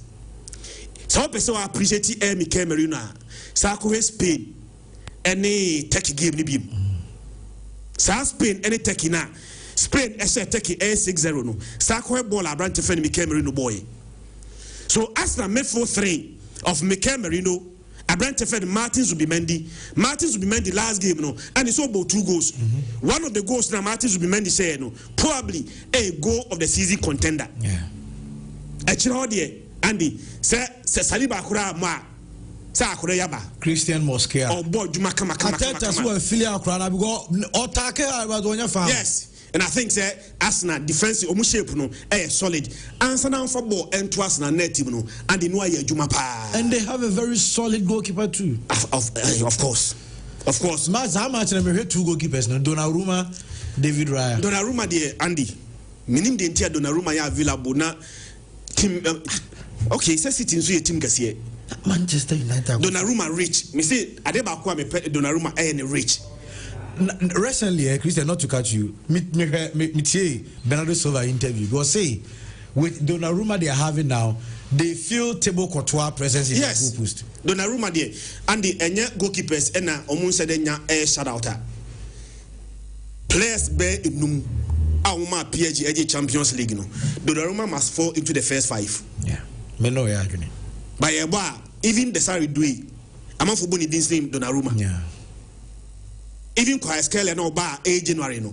When you're more mentioned than Donnarumma. But I'm telling you, but for the Donnarumma, Abian Community Liverpool second leg no, come on qualify. And Community Arsenal first leg no, say 1-0 no. And yet Donnarumma come on to qualify. So are they 2 goalkeepers no, and the one about into the party. Again, Man City first say finding their rhythm. And I'm very happy for Jeremy Doku. Debbie Ameka say we're a fine player, skillful player, but terrible end product. The last 2 games are Jeremy Doku so provided assist against Man City and after Foden everybody to against Manchester United. And on the last game in the Champions League was actually a goal against Napoli. Foden as a goal I provided assist. So on the flanks Ebe Foden and Jeremy Doku and Haaland so they on say there only 2 chances out the ball but still I don't see Man City beating Arsenal and I'm going for Arsenal win over Man City, especially Arsenal playing at home to Man City. Arsenal win. That is a good one. Arsenal win. Because Man City now on and off.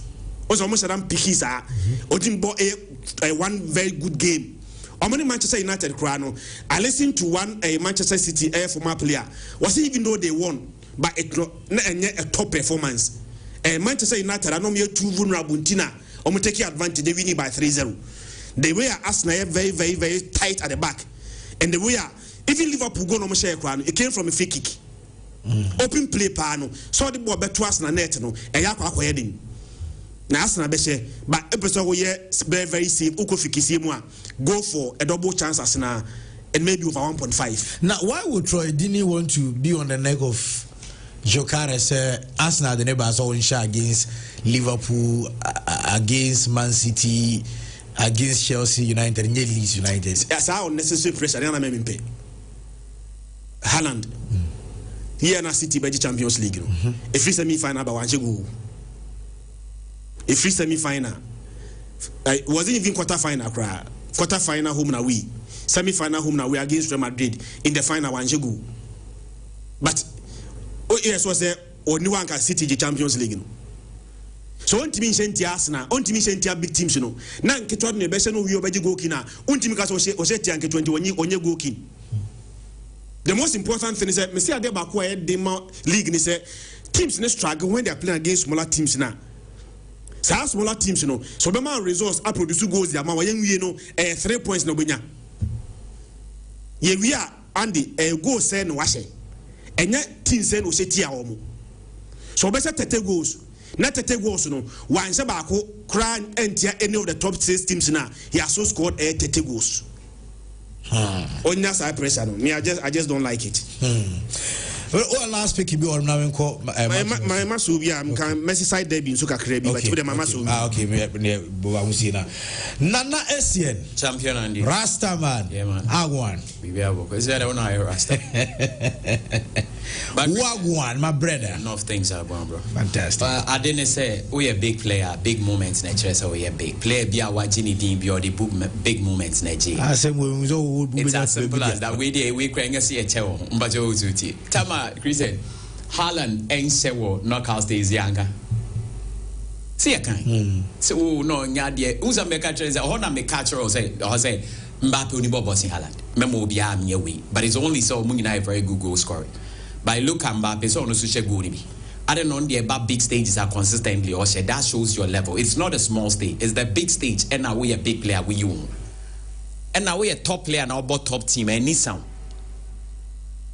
Me show also be player being Obia ko catch player beside there no one should go. Me was a place be bring a toy. Betu go. Everton. And I said Maduake. But Joker is a big player. So much is expected of him. Yeah, rest on a better rival. Even Haaland. Now my game neither. So this is the game. Until there are a big player in there. On be fire. But just all say. On be fire. Until Sanet. Chris, I know the answer that ain't too much of an issue because I know will not change Joe Carres ball. It's about what Joe Carres will do. And then I be fire. And as up, so me adre. Yes, I could use bat Tottenham name fa.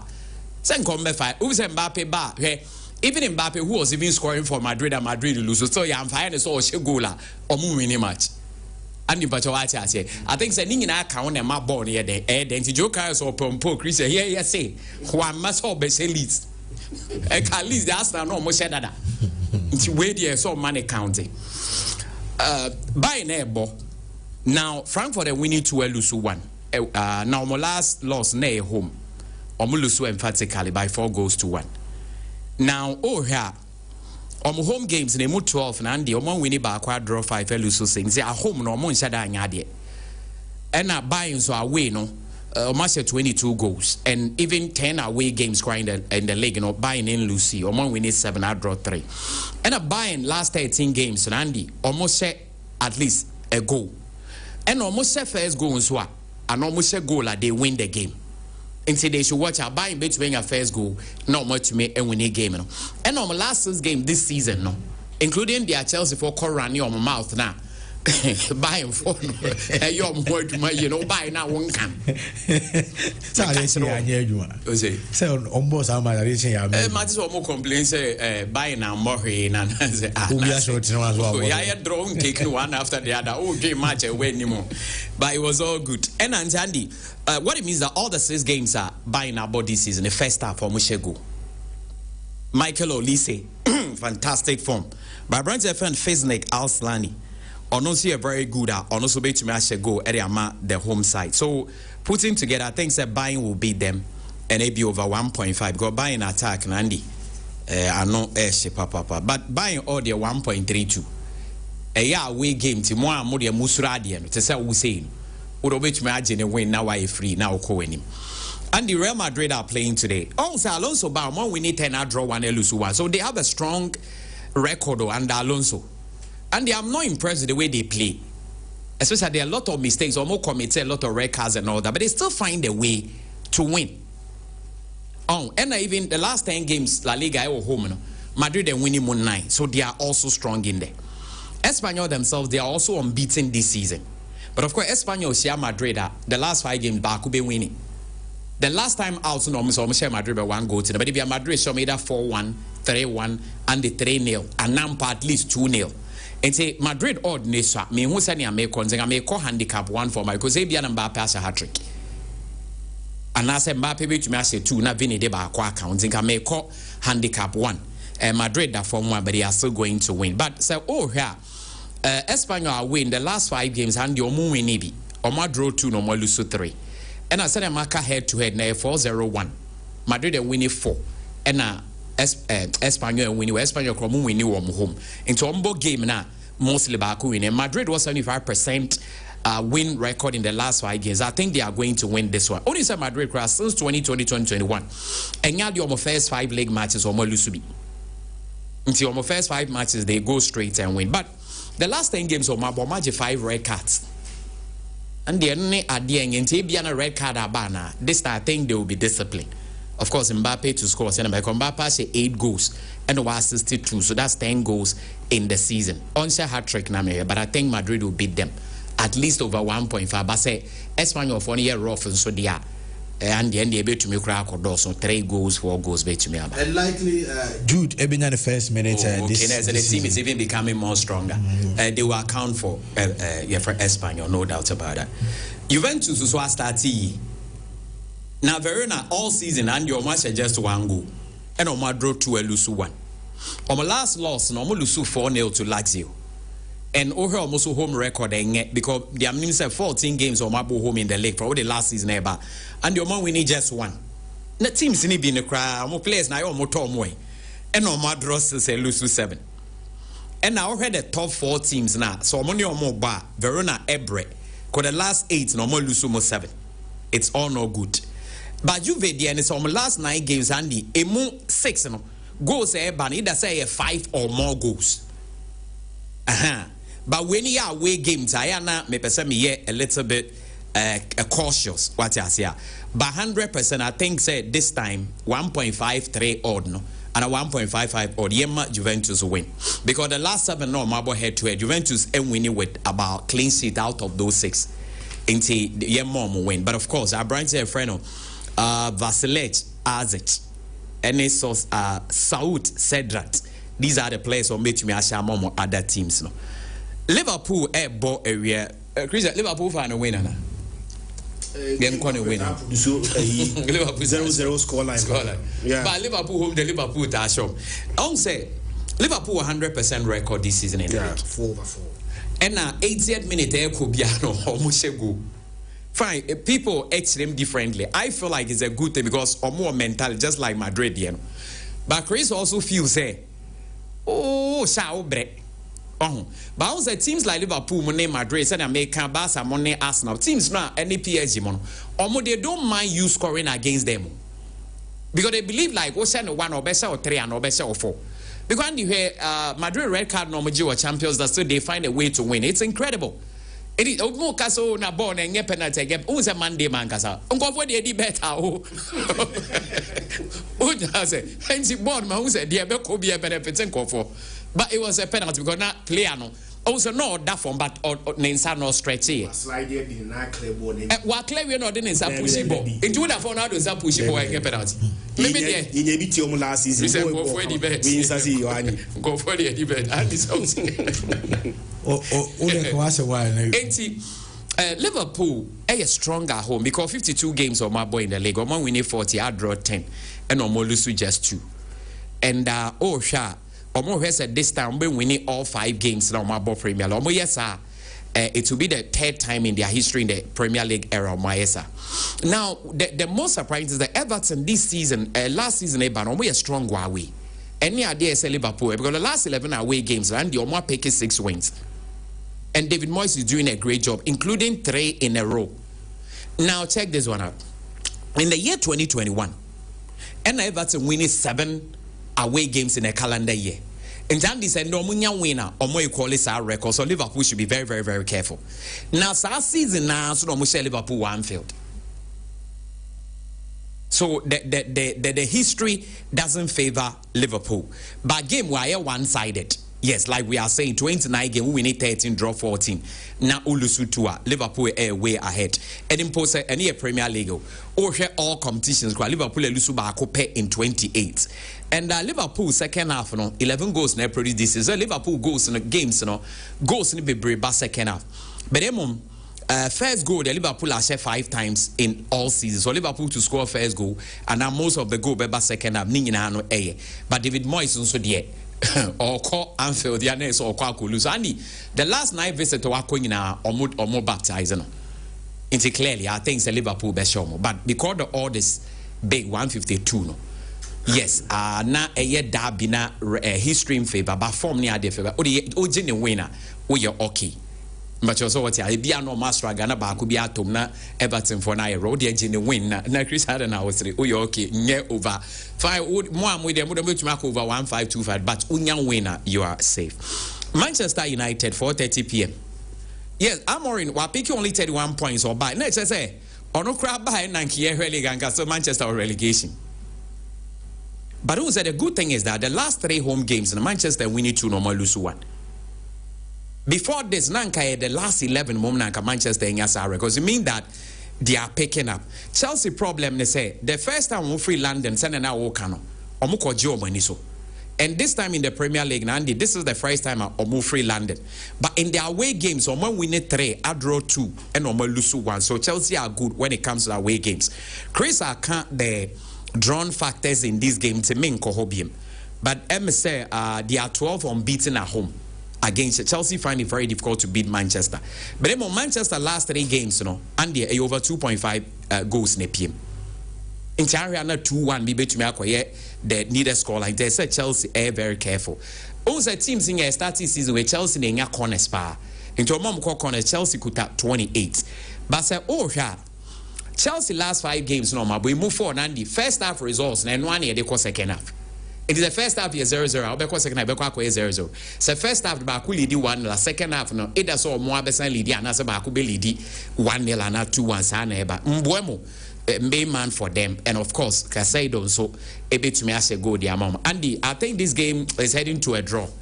But say member Chelsea double champ because of Chelsea former Omwenga. And the last pick in here Liverpool Liverpool Arsenal. Also, Premiership, although 20 teams never, but your mini league. I said the top 6 leagues are traditional top 6, and the points I'll be pick from them, It's me, so one jelly create cushion to a certain point. And in recent time, baby, Arsenal, the pants almost pick a lot of points, and then you more places second. But your starting season, where almost a Manchester United, it was not the best of performer. They still find a way to win. Again, Liverpool so Eshomo. Last season, Liverpool and Shomo. Inti acquire and the last season almost I said Manchester United why we acquire plus and minus. Inti this game so bad against traditional top 6. Now it's almost bottom in the early stages. They need to make it count. Arsenal at home, all the 3 games from Maba and your man winning with 9-0 aggregate. So their defense is watertight and they are also a teamer or Mutume Eden Esego. But since 2021. And now they are Arsenal call you have 4 games at home on one winning or moon concede goal. it is going to be difficult for them to see say is the say or Meres or Moon concede goal now. Of course, City are say United or said Napoli. That is good response. And in those two games, almost 5 goals and the Oman concede. But Ninginane Ba was City home. Now that City are going away, what is the record for them? Away, Oman winning 3, a draw 2. So City are also unbeaten their last 5 away games. And Oman concede goal. Now, Yenche, the air positive for Arsenal. City and Kasaon. So Omo bought Champions League midweek and the Omo leg match Omo Talusu. Ebi I bought Champions League midweek and the City about 7 games or lose 5. And when we need 2. It's a win or loss situation. It's a Arsenal ebe capitalize on them. So obe kai February Arsenal show 5-1. At the same time na no about Champions League away and on boy and so atoama Arsenal. Now 2015 was the first time both team to score wins. A year both team to score no entire Ember. Of course, among we need to draw 2. Into Arsenal unbeaten in their last 4 games against City, but 2 wins in also Eba Emirates. It gives Arsenal advantage. City 5 games on winless against one team in the Premier League. Say Arsenal show man as on draw. City best set that unwanted record. Now 8 of their 9 goals in the Eba second half. So Arsenal a team be almost goals in the second half. Until City Bokra no munya goala, it is still not done and dusted. They still have to still keep on playing. Now both teams to score in all the 5 games of my bono. Yes, City no. Aya away no. Aya both teams nenta ense go. Until we no acquired to say wow best first goal possibility of winning the game no. And the very very high. Now City is one of 8 games away. Both teams say Arsenal the both teams score 5 and but City the last 8 away games or my but both teams to score na back open APM until when wa best first goal no a bit to me abo Joe Carres what him said last 2 games or ball home in our go and until the cast a game where so she go the games the goals no ba away more there I was say City very careful Haaland so the end say in the last 5 games or ball for country in the club and they was 10 goals. Looking at how solid Arsenal at the back no. And they mean too many goals in this game. Until be a 2-1 score line for each of them. It be a 2-0 the maximum. 0-0 it be a 1-1. I think say you were the region under 2.5 under 3.5 but I think Arsenal is live favorite in this one because they are playing at home and they are their recent record against City. Any City Super Champions League we are the next game they preceding on shut down to me and winning. And this and I think I'll go for Arsenal a double chance and it be under 3.5 a very good. We a better show between Joe Carres and Haaland. Wow, 1 year on Monday by Babe Fire. Yes, now Alisson Becker, Conor Bradley, Ibrahima Konate, Van Dijk, Milos Kerkez, Ryan Gravenberch, McAllister, Mohamed Salah, Dominic Szoboszlai, Cody Gakpo, and Hugo Ekitike. 3 new players in Liverpool setup are Omo first Merseyside derby, Milos Kerkez and that of Hugo Ekitike. Everton, Jordan Pickford, Makalinko, James Tarkowski, Michael Keane, and of course Jake O'Brien. Idrissa Gana guy, Sanso and James Garner, Jack Grealish, Kieran Drisbury Hall, Elman Ndiaye, and of course Betu. Almost an air started for Everton. Sir Christian, now I mean, Stephen A. didn't come, Liverpool fan didn't come, say yes, they are winning, but the way I'm winning this season, I'm on Bonakoya, I'm share there. And yet, just in the league, now we are in Champions League. Yes. Liverpool take a quick 2-goal lead. I'm realizing, now Atletico Madrid come now 2-2. Fortunately for them and their goals are behind them this season. They had a 3rd goal. I am almost asked they needed 3 points. We are in several games this season.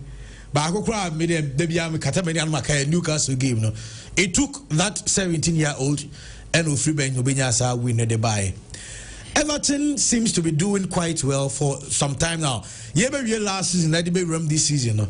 David Moyes so the man said piquant that Jack Grealish factor and so I be no near seminal.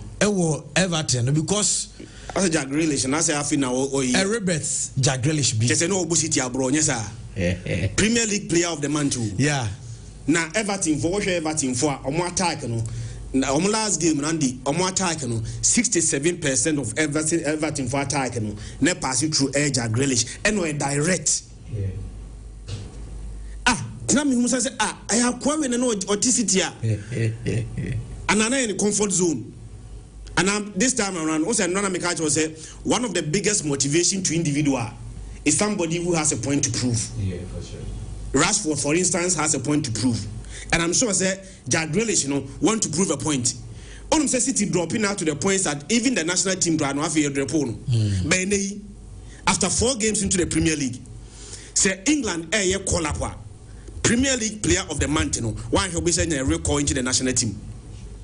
Merseyside derby, Andy, you bought 246, and at the end year 247th. The last meeting, Liverpool winning 1-0.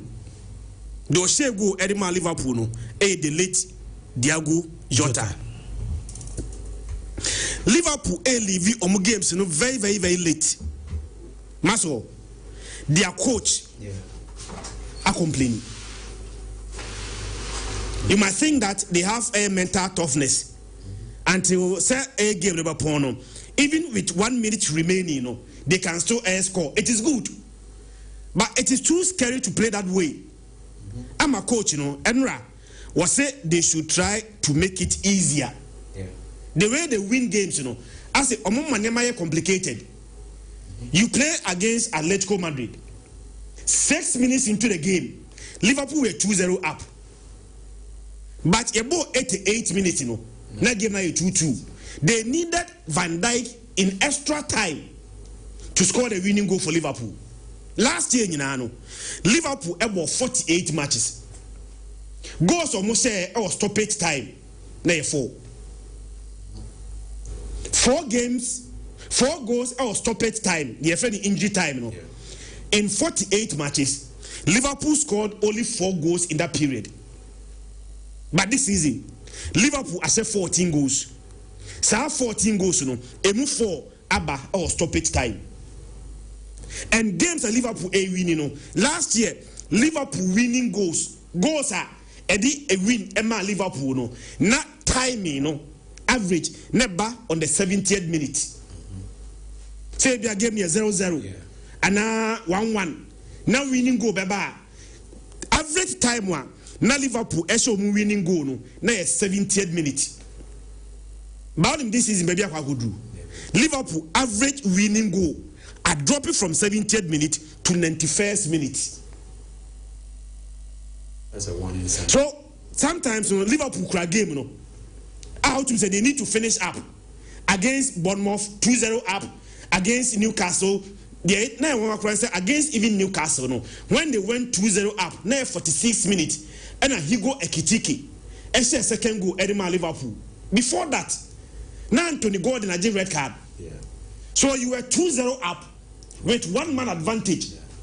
And yet then Newcastle still find a way into the game. Emma now set 90 plus 10 minutes, and Angumo Hano, even now winning goal, Edema Liverpool. So even though they are winning, but the way they are winning, and they are trying to make things very, very, very difficult. And coach, I try to be complaining. But they are playing against Everton. Against Everton, the last 28 meetings, Liverpool lose back. Say Liverpool na opposition Everton. The last 28 matches, Liverpool lose back. We win 17, I draw 10. The last 4 crowd here, Liverpool winning the last 4 Merseyside derby in a row. The last time Everton win over Liverpool, a 2-0 defeat in February 2020-21. If you are say Merseyside derby win beba a Liverpool. Andy, David Moyes no coach Everton. Yeah. On winning game a 1 field that. From West as a Ham manager to of United. first time I know Everton. Or moving from Everton to Manchester United to West Ham, back to Everton. 20 matches at Anfield. David Moyes a winning game or that. The best draw 6 drawn out of 20 matches. Lose 14. Now the Merseyside derby na kwese El Clasico say all-time top scorer in El Clasico Messi. Merseyside derby no all-time top scorer Steve Gerrard. I said 9 goals in this derby. The next player in a game, a player to score at any point in time should be Mohamed Salah, because Mohamed Salah in this derby, has 8 goals, 1 goal just behind Abrante friend Steve Gerrard was shared 9 goals in this game. Andy, I'm going to watch Abrante friend Jack Grealish playing against a Liverpool. Jack Grealish seemed to be a player where reborn and Everton makeshift back line. Also starting season, their main centre back Abrante friend Brightweight and the MO game from Liverpool. And then Everton and then game no so Michael Lenko no so out. So I'm back for in an makeshift. Abrante friend James Gardner and a partner Abrante friend James Tarkowski. I'm line up with Michaelinko about number 3. Okay, yeah, number 3. Okay, yeah. It's Jack O'Brien and Joanna O'Brien 2. And Tarkowski 3. And Tarkowski ne Michael Kenne centre backs. Na a makeshift centre back. Ozenka Abrante friend Brightweight. And a centre back on only one able. It is a centre back a makeshift and a very, very difficult game for team friend Everton. Even though say Everton are there, on him say Everton starting season, March the 1 Omulusu to Leeds United. Omulusu to Leeds United we and the Obeshe Brighton 2-0, Obeshe Wolves 3-2, and then the last game was against Aston Villa, about 0-0. So 7 points from the last 4 games in Abono. And yeah, bad, but player back what the energy. Abba Everton game the pano, Abrante friend Jack Grealish, and over but our answer the day, and I don't see Everton having a point. Dear Liverpool, winning, and then me kwa Barcelona, na me kwa Barcelona, me kwa artist no, or more from artist no. Now Andy, Mamin Kai Bruno Gumara statement ni bim na manfo nsantie bim. Yani Newcastle bowie no. On say we are seeing na ndebia me ka, on say me Newcastle for midfield no. O message you be announced be kind man am refi. JC Jojanto, I'll say Christian. When Leverkusen was doing it 2 seasons ago, they were geniuses. Liverpool does it today. They are living dangerously. I guess there's a reason we went shopping at Leverkusen. Okay. Sir, now Leverkusen, so back our last 2 seasons and I lose. Oh, show more until say we porno. Winning game no. Nana to aso. Me time game. We nana to aso sa. Nigeria ni show mo na. But so the G League. Liverpool dey na make me say there are 2 games now the way now game you don't allow the teams to get into the team into the game. Against Newcastle you were 2-0 up. Against Atletico Madrid about 6 minutes you were 2-0 up. So 2 games in Yano. Then you allow the opposition back into the game. And I'm saying say in that manner. So in your team be or mental or tougher. You might not be able to get a winning goal. Defensively, and it's something they should watch. Technically, you are right because you can't do that all season. On the last season, I make culture say Barca, I did or more ya, and I did on beat me all season. And then they say, Ombesa 3-2, maybe 4-3, and the 5-3 no. Say Uko share team you know bet me a match or attack, not defensively or a solid. And it's going to be a problem. And now Atletico Madrid and Casa, we see them to be highly defensive, but in recent results or Munyan, it is instead in the attack no more yard. And so one day the negative side you are right, but the positive side is also that they are a team with like high level mentality on winning spirit. Say even say game new way crown bet me about the show. And so there are positive aspect of it and there are negative aspects, but they need to balance it. I will agree with you because say Okas or Bears are consistently. You meet certain team that say and they be on Madrid but maybe a Madrid what take it 2 goals na Madrid are better here. And it's going to be very difficult say time na Kano. To me at the shop. So it is something once the coach himself has said, so was the coach and say it's a problem for him, yes. That is it. So they need to work on that. But instead, now I think they are playing beautifully well this time. Before so we're to also with Barca, no be see me this message. I say may a story be about Anna Slot talking about Mo Salah say the Mo Salah he needs is the Mo Salah who won against Atletico Madrid. No much involved in that game. No, a lot of the touches. No man was opposite chairs. Mo Salah no, they say other or train and nine or Salah is on say Liverpool game no majority depending on Salah. And now Salah monoborn a side scoring and Casano. The general play no or Mugo detected the pace. And they are very direct because they are dribblers. So Momoji ball is straightforward or Moko. And it's a Salah back to the party. About 80-90% Liverpool are going there to win. But the Salah so any party anymore, Liverpool might struggle. Because team no more banocrano. Or more tactics or more bonino. Majority of the time a revolve around Salah. And if Salah is involved in the game, ye chano Andy knowing your free kicks near pushy ball ne coin na pressure eba your first opposing team na so. But who's a Salah as we know no, he's a good starter because or a player be as a crazy me sure or started season very well. It is a Salah and started season well, it's a problem. I hope so what you say. Okay. In Tabia all season if he said the Salah he knows or the work of Salah he did that in the Atletico game. But Atletico games so stakes now very high. Because Atletico, don't you forget, so the last 5 games in the Champions League group stage, league stage, they are buying winning now with 17-3 aggregate. Into the team that also scores a lot of goals. It's not so Liverpool. So what he's trying to say that it's not say Ebia Salah but Ebia Salah and warm up and be drew level na Yenim Salah. I hope so what you say. And he was very happy with what they are Salah, but I think say he will continue from there and it's going to work out for Liverpool. Okay, Chris, a quick one on the Barca there now. Barca there me kohe artist ne keke. Pedri. Me kohe Pedri keke. You see, on the ball no, a man for the start, assist any goals on. But the amount Adebakwa Madrid any a Pedri kind of a player and the controller, the controlling game the amount. They now no play no correct. Tony Cruz. Some the other gule no be. Some the other gule, but other gule be controlling game. Kakanga. Na gule last season.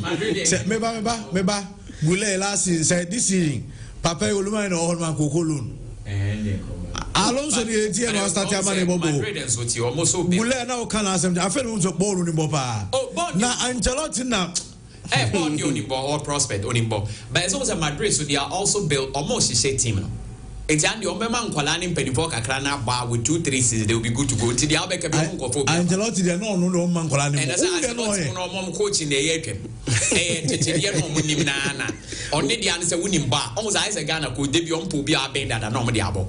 Or Mumpo Bia or up and come home himself Wuji. Didn't you call was over Wabo Timeda, Wabo Premier or Malmo. But we mono de Uns Alonso your Uns Alonso by that boy is playing very well. And Hansi Flake, Kubasi most our boys we more more chance to play. It is a coach you know confidence in you as a player you play. But Momo play on him Vavadino. He's the most underrated Madrid player. Consistently each season. Ultimately the same level of more bobo, but problem now Chris and can born more bow, but already out to say I'm a star because Pedri need Dion. I say Pedri need Dion in your so Munya Pedri type of player. So Vitinga Munya manager 50 anywhere free that. Or say Arsenal Alonso don't hear no Arsenal nya Teta. Also me Alonso Arsenal. But Teta is doing a good job though. Hey, this is Alonso over Teta. Na man don't on Vili Teta or Teta now. Oh, but as a manager now because she baby of fat team and baby of the Moaba. He's doing a good job. A trend Fatis ne to sumami. Fatis na Fatis ne to sumami Pedri. Andy, unim said me say one of the best midfielder me surupa no. Newcastle midfielder no. Yeah. Newcastle elbow Bruno Guimaraes, Sandro Tonali, Eni Jolinton. So we go against this midfield. Nandi, unya technically sounder. Untimi because omo extremely aggressive.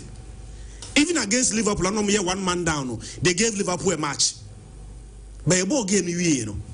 Bruno Guimaraes say, Andy Kai. As Barcelona are an annoying team. They always want to keep possession and never get tired of controlling the ball. They make you lose your nerves. You don't touch the ball. So you get physically drained and exhausted. And when you finally get it, you don't use it well because you are tired. Boys. Sani bewa. Boni crying sa ube chesi. It's in the morning we are chasing, then you are getting tired. Into unya board in Yano, and you are exhausted. In that game, against a Newcastle, and the Obia numerical advantage, 11 against 11. And a Newcastle home, and the Tiadewasi. Barcelona about 65% possession against Newcastle. Barcelona passes a bus attempt now 539 against Newcastle 282, and you had here Newcastle now Obofino attempting 282 passes. Barcelona attempted 539 passes. Now out of that 539 passes, passing accuracy rate, and the 85%. And players, Omoma is our control, and these two players, and I'm very happy. Maso, on say, and you mean any Paranaya US? Yeah. Tamania Pese, Frankie de Jong, Frankie de Jong's one corner. Of Frebia, no, Otimi, fire Frankie de Jong's, say Frankie de Jong, boy, you to be more.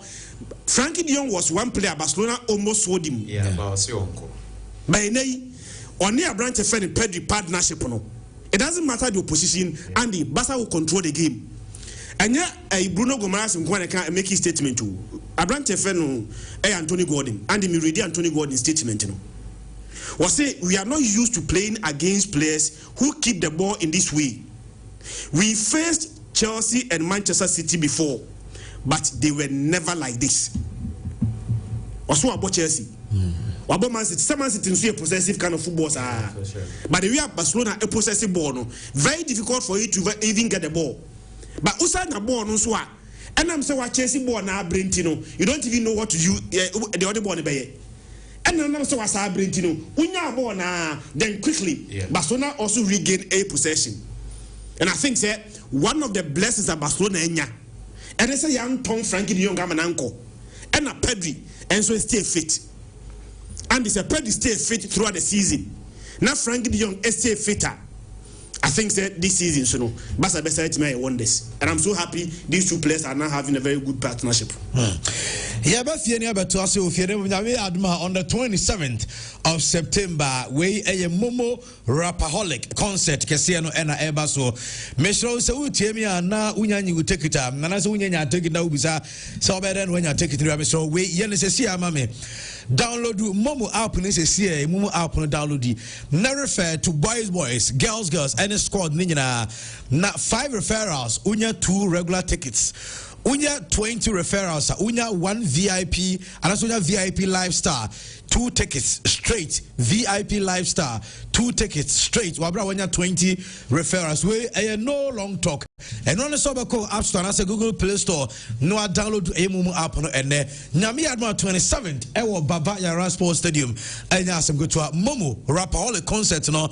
But so this year's Rapaholic no, say kutu say bam because a homecoming Cassia Park and Sak Nankasa and squad no and so touch it down. Ewo Sacrum na yako Shabum Ewo Baba Yara Sports Stadium T a Momo Rapaholic a concert no and a basunti download the Momo app on the CA Nasha say your referrals no refer by the penum nenya 2 regular tickets refer ben pa 20 nenya a VIP lifestyle 2 tickets straight away not just with them 27th a nana watch pepe not just a demuse bibi no near kwe nim sa Rapaholic Momo concert no and I come then so the acho no yen to us na yen kwe nim dia yenim sir nyame adman bibi any Gold Stars ebesia kan e wo the CAF Champions League na Trent oha platform so amamo Honorable Kofi Adams, the sports minister, Enra Echo Bibiani Gold Stars, Omo Camp, Echo Stra players, no Echo Show Moon Crans, Omuniro because Ghana Franca and a kit of my side, say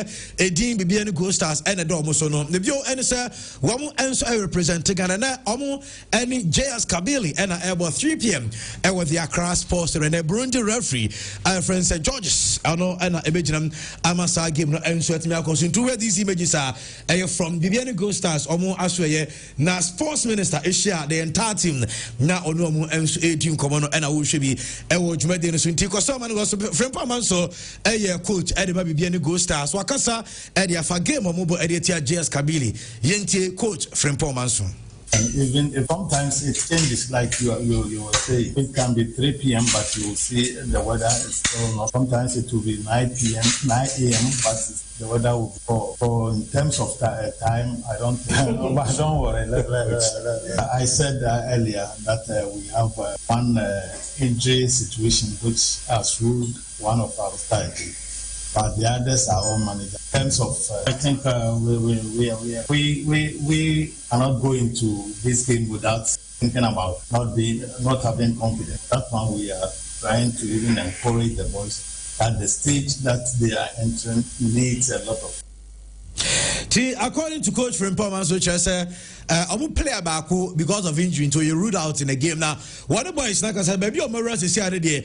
I wouldn't even cook game without say Omobenya a confidence in themselves. Now, I brought your friends Vincent Atanga, and so why one of the experienced players are all be any goals are set up in Wakasa, so our mentality and it's almost making history at the moment. Playing body, always be a catcher on say, you're making history now to order that. So we are into about way Africa. Make sure say, you another history at all. Am I any the whole baby animal in a Ghana? So Ubia mentality, say your co game no see with all serious say na baby to my history ma your only family baby animal in Ghana. Many young ones didn't go like since our parents balloting about between mammy usina mashe bia player be say na me sumi hu na wa bobi da so say na e wadwe na me so ma kire ne say obi a say na also ye say na also ye. So I think say with apia makati ni oma bobi da I think say you to share ni di nko like you did your nkomo. For example say talking about intimidation is I always tell them say normal, but it's all about you building the mental toughness, because omu isu 9 to 4 isu 9 to 2, so it's all about you getting your confidence and then you be tactically disciplined. Say the technical team like you can over to me I do so. That is a very big problem, yeah, because still we are still talking to them till say DD.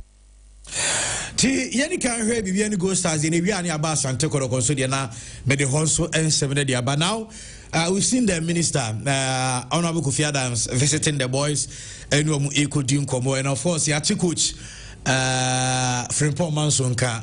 Vincent Atenga, as experienced as he is, and so how some of the guys about in Busano, how it is any or no sending come over the max. Meaning, watch BBN Go Stars, and you've seen what they have been doing. But I understand, sir, Kwasia do the CEO, Edema BBN Go Stars. Also, I can say VIP tickets on Baton, a stadium one of Yami mind. But Yersa game, like I said, BBN Go Stars. Make debut at the CAF Champions League and also representing Ghana at the Accra Sports Stadium against Kabili and Team Ketwa. Yeah. When it comes to the African terrain, no. Yeah. Omo well experienced. All the compare with BBN Go Stars are way beyond or more ahead when it comes to competition or more. But Mamintiu. Well, Kabili every African scene no for a long time, like championship, say beyond Beje Africano. I think for a long time, though they are the most successful team or more, you're afraid to say, Algeria, or in terms of African club competitions. Now, from seasons ago, no, bare 2-3 seasons, normal performance wasn't the best. Before, normally top shatters. But last season, no, bear more strongly. I think somebody did second to MC Algiers. And they qualified the bar. The Champions League sport because more 2 sports and no more. Over season league no more things have not been too good for them because 3 games on my bandi Kabili has said just 1 goal. My consider 3. They have 2 points. And say on my league no more winless. On my draw 2 and on my lose 1. And many occasions on my 14th. Humble 16 team league. So of course on about 30 matches on my back 27 more games to go. Where they will push up. And say that's about sorry, Kabili or Monsodian. Now, looking at the game, say, Ghana League, now the last 3 seasons, team from the Western region, Aja League, Mediama Edge, Omuye Samatex, Takwa, Samatex, Samarabo, Moji, and a baby any Gold Stars on Swaji. And Andy, the issue is that why? The why is that these teams are well resourced. even if they are not paying as high as our biggest clubs has got a call to speaker, they pay a certain sum of amount, a year very, very enticing for the players. And it's not irregular. Because what I know is some doesn't be any Gold Stars a company. When they pay the miners or the timber firm, players need the account. Until delay. They are fed very well. Accommodation be very good. So their teams are people wants to play. Now, Okomediama, they also finances here stronger because Goldfields are back here. Even the no stadium and all that, a motivation. Most Baka himself has been a showman. Until those things there, and a team are Obani who say be a wasum team natural more pay team Kitwebu Europe. Now Akoba Judin, now Utme Edeko. Until almost financial back any good. Until those teams they are anytime they qualify for Africa, they can go to Africa. They can really go to Africa. But then media ma pay and call group stage. Some takes them to be call group stage. And I Gold Stars and so ADNA. I want to back Gold Stars to do as the honors, but unfortunately for Gold Stars, I can't no more but I quite no man's land. Senke Kumasi crank I'll be okay because the Kumasi is a bit near. Or they compare or baby and Kumasi, I walk out there 1 hour 30 minutes you are here. If you go supporters be brave to my day, up by their numbers. Naka crowns or more love football, they go themselves are going to Accra. So me sure the majority will be looking there, but after a big Kakran so also a bit to say African child also on the no as a farmer as what don't the stadium or not. I don't know a stadium man. Into almost say no bet to me Ako Hebinan Komanya number, but to travel all the way from Bebieni to Accra. The question is that how many Accra for even for those near Accra? Yempa the Kepus Accra is just about 1 hour and 30 minutes or something, the most. And maybe Akofo Diamone Sa Kruno, Temakra Money and why money a supported Gold Stars or money that bars and may stress and cha. Say your capacity near Ebeha Gold Stars. Ebeha Gold Stars. But on say Kabili Mons with their big teams. Say Oko Algeria when the biggest team of Algeria. But the problem is that what people don't know say the area no more they are Christians. Majority are not Muslims. Okay. And so beba for no area no more. I say people when they travel from Africa no more Algeria. Side and go for a continent more cosmopolitan. To say the Kumasi ne Accra eti Afra how more they understand it here. And what they do is that omo ba area be say omo ye okay. But so because the lifestyle and everything they say, but big teams in Oslo, or also ball baby na nipa niwa a home. Because now quite new terrain altogether, or bobo be a nipa joko baby na nipa niwa. And so take it and now omo pillow no more my dear buying. So I'm in African terrain. African sizes. I'm pillow no me buy. Now, Madam Gazi be a plane him no more the other. No, Algeria for them be Ghana ever call work up almost what park is saying. But I will see here Jais Anion. But Ningano a very good preparation. I'm winning terrain very well. Also said me a decor for Nipama. On pillow the kuta so it means on bad pillow we don't be used. So what it means that hotel room on yes sir. Match in the time but no man that. Mattress no so 17 name and a pillow and they been so na minim but we there be a good pillow. Anyway. And clearly speaking on your experience when it comes to this but also qualifiers nice ABA start here no day but the man said the big things are winning either way. Young Africans when are doing our we are so that way teams are winning but Ghana had the I sure say Kabili Beshe Gold Stars boys no omudio mukombe to making sure that at least bonus be more beji but I can't also guarantee Gold Stars it's a win by crowd the Gold Stars but they're very close to call but the fact that Ghanaian team naturally don't score too many yense goals be brave what you say under 3.5 it could be a good call. It be a win for Gold Star. One Pisca the win for Gold Stars under 3.5. Yenswa ye moderate no. To say Chris only Chris ye Pisca no only Chris and them we are moderate which I could double chance under 3.5. That will also be a very good odd for them. But I don't see them winning. The North African teams no Omba Ghana they really don't win the games. But of course it be lose so closely and normal pick a point. Now the way Gold Stars are serious. Anyway, Coach Frimpong Manso send your ball top 4 and I was very, very happy with him. I was very, very happy with him. And Shana Kotoko was more in the Super Cup, and you see a wake up call. say when you are playing a big team, BBR to meeting, and I think they are fully prepared. Andy, seriously speaking, I don't think Kabili will beat Gold Stars here. No, if it's a win, but Gold Stars, but close to call. Maybe a 1-0, 2-0. Maybe I call 2-1 be into under 3-5 and a double chance 3-5 for Gold Stars. I think that job Nankasa there, Algeria Horna. But to be sad, that's what I can say. So, Christian, Gold Stars game and Asana about Kokula be sending message. Yama misadi biama. The banana may bo these audios. Kokula be assemna make and coach in Zwakabi. Intino, what am I reading? Kokula be coaching or a message. Was it Andy? If you win a game late, do you suffer a point deduction? No. If no, then why the lamentations? Liverpool has become mentality monsters. Winning is the most important thing. Whatever time you score to win should not be an issue. Christian should chop his house matter. Waiting concern Etia. Is that your house matter? Okay. Your house matter no day. Me chopping my house matter. No mum na there betia woman. Now so apa ya. Ha Etia say ya. Make you tell us your house matter be anu. Nti asema betia na mu coach me asema make no your coach na diga ka say you should make things easy. So the make no your coach has said the same thing. So there will be opinion. Say ko kudi ama me ntino o fire me kakran ntino. Me wi a me ne beto aso WhatsApp. Andy Gold Stars mo bia nka nkyerɛ mo sɛ adwuma no yɛ less difficult. So obi kɔko a mane hu the enormity of the tax. Na onyina so enye preparation to meet the demand. Gold Stars born no kwa akɔbɔ no, they are going to play against African football powerhouse. GS Kabili omaji CAF Champions League twice mienu omaji mienu. 1981 and 1990. Gold Stars about CAF Champions League saying they are not making their debut. First time in the and first time now Kwakobono. Why you lucky when you obi awaje CAF Champions League mienu ne kwakoshia. Gold Stars aje Ghana Premier League bako pe. Ghana Premier League Gold Stars aje bako. Andy, unim se oko Tunisia. Omo league ni quite competitive.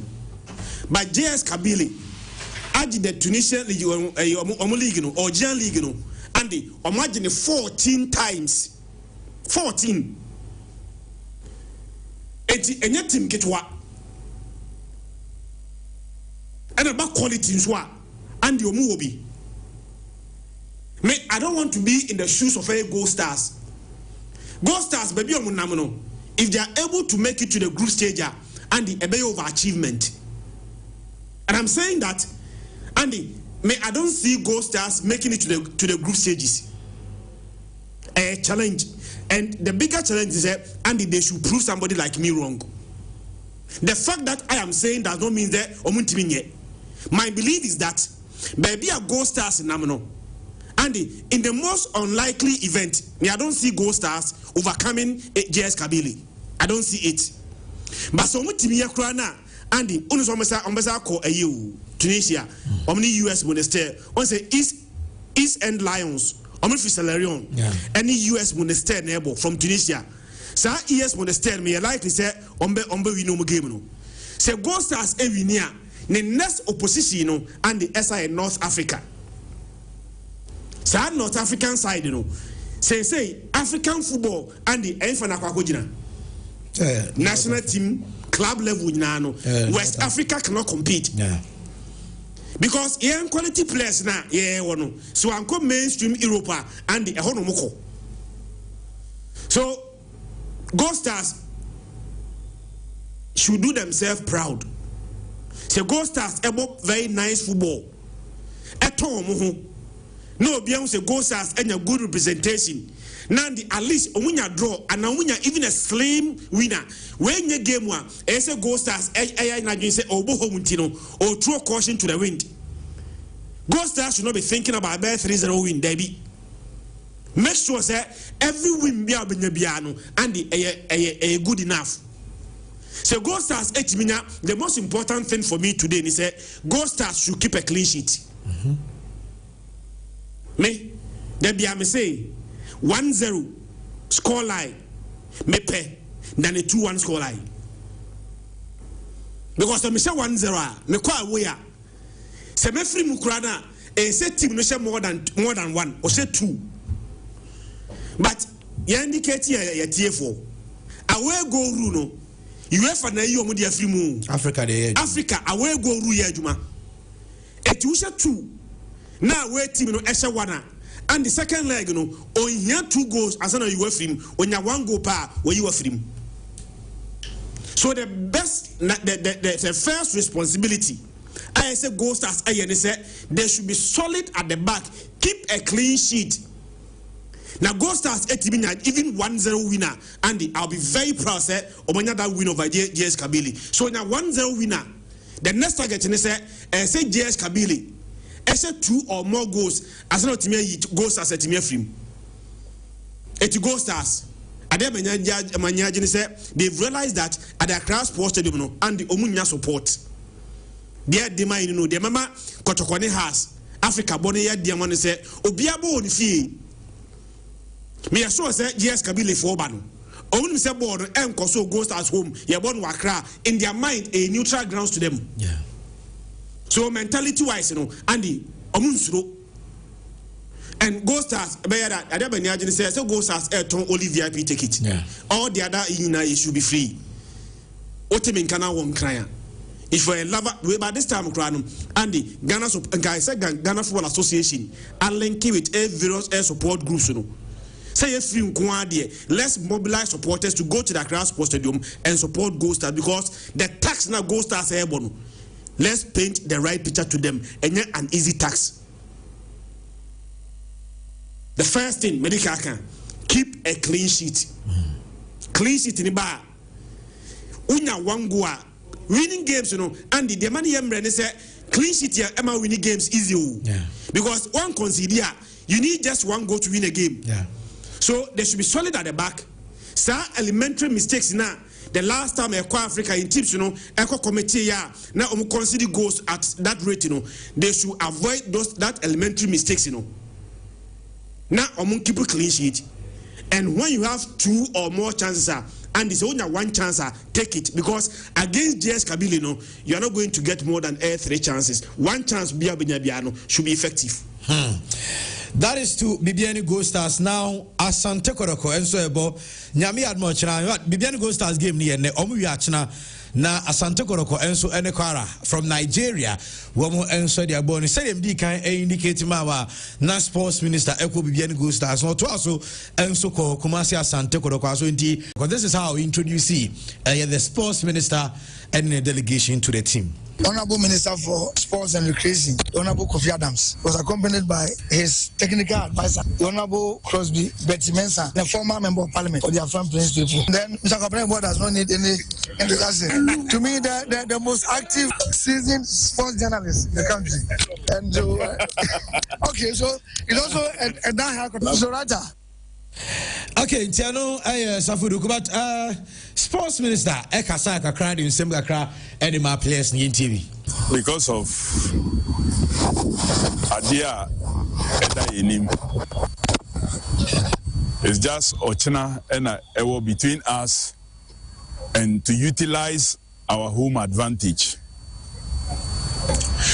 When him say, we tried, but saying ka yen home game no ka ebeko so ewo babayara, but we were not able to complete everything and secure a visitation. But it doesn't matter if you are movable game no. After all, it is the same stadium Hana Mubaya when it has ADC move for President's Cup and you won. So it means more proof say it doesn't matter the platform you are on. Say we just add say you are the best. You are the best. Ubi biara when you have the invitation and the call of the coach to feature at this level, no? Or say, what he share with him say, you are the best. fear no name. Don't fear any other player. Let them know that you are the best. So you go to the field with the mentality to say nobody can defeat you. Nobody can defeat you. Now I'm going to say, yes, individual skills and brilliance is good, but it's a team sport. And we are Honorable Kofi Adam, the sports minister. Now, what you say in the introduction, Samiruku added to just say, Kwabena Boa, now also delegation, and also add a message, Edema Santa Croko team. No, fabulous, fabulous. Pani say, Opani ko jare de dan so na asa. Enti Opani kasa de jese asona. We heard is always so sagacious, so perspicacious.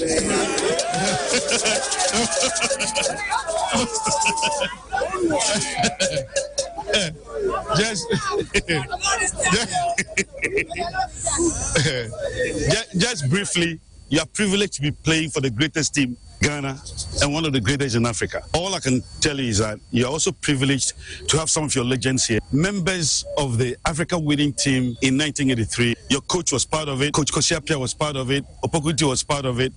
We've never won the Africa Cup. I want to tell you that Kotoko is a sleeping giant. You are the ones to wake it up, and I know that you will wake it up. I know Kwabena was swag president and One Asante Koroko. Players no edi Kongo zani chine di. Now also Kazan can say Koroko legends ni bi ewo na legends ni so any playing body no edi nkomo ekika bi di chomo omo so room at this stage no omo any players no ekasai. Kotoko supporters medi legend Sunday match na ebobono Kotoko de ye dia no Coin Biazo, I'll say about best supported team. I'll say best park nema, and most important. Never share park nema, meaning say, I take the speaking, a bomb empire born, and Miss Ramos say, Mombra, never supported team. Nina, I am friend Niji Kofi after Sunday. Say Kotoko is a pono, say about and cry. Here home there, but yes, I got a fine the tie 2 minutes. Because I got to go and Koto fans, yes, Ramo Sunday Mumbra Sports Stadium, and Mumba supporter Hodum. Saka Dauda, Kotoko fans, I think on Camp Kabe Accra was and Chap Sunday, Kotoko against Kwara. I think Kanyara big match where I think they do win. So on Camp Lugurkam, one Champion supported Accra, Toko Jami, to Zuhara. On Sunday, Kotoko fans, we need all your support. We have a match at Accra Sports Stadium. So you ought to come all out to support us. We need this win and we need your support. Thank you. Asante Kotoko supporters. Sunday, Jinakwano, Mrambe support here. Oh, Asante Kotoko supporters. Sunday match, no. They invite you to be a Mbe support here. Oh, match, no. On Sunday. All right, some of the legends were Asante Kotoko and any players, no. And so, Edin come now, Amos Frimpong.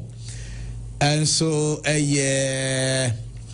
currently, also a former captain for Asante Kotoko. He's a team manager now. Or in Senkwa and Soma, playing by the Yinti Amos. Do you also kind? Yeah, you free supporters. And I know it's Sunday, and if I stadium pa, into the only thing you need is say over concentrate on the field of play. Now we say 11-11 any babebo. But the occasion no overcome and a lot of pressure, you invite pressure on the day no I about the you forget here about the atmosphere no. Now you concentrate on the field of play. You say they are 11-11 and will be one and I so you two and I said 3. Young fan say a game near Babebo, but a dino the confederation tournaments no. And I'm gonna ABA, Yestatia, Yebe Fambonia, but ye concentrate me say Ubiana 2-2 and a park no. Of course, fee na akonfo abofie o ade da ofia obe janam na afa kufui dabi obe mu oni ayedin na waji ede afiri ni semtina na meka she entwe say ye kwa ye ma ye de ye well determined na ye nhye ho say ede ya ebe de ye betima qualify into occasion nyamba na ye forget ye concentrate on the field of play say the be ya ye ma the environment ne de overcome ye ma pressure bia e ma so ntino de meka say ye kwa ma ye ma de ye no crampo rather should motivate us. A match against Cotton Sports near the one hotel or stadium which you are. The PM me bomeni na ni suba because me cash am say intini padubo we na yakobobo amuma ba behwe and on the day no so no yakọ no ye calm down my place ne kasen me dey etim e deliver intimate say mama yemfa saade ni nyina nko mama occasions na dey enwiae na yen concentrate ne kan kire ho say the quality e wo no matter the opponent be edition bia e do overcome me I qualify for any. This is the most important former captain of the side. Now, I think manager is speaking to the players. Now, Samba O'Neill, captain for the side, also message to the sports minister and the rest of the team. First of all, we thank you for your visitor. We seeing you here is a lot of motivation for us. At the end of my colleagues and the technical team, we promise you that Sunday we are going to die for Ghana. Thank you.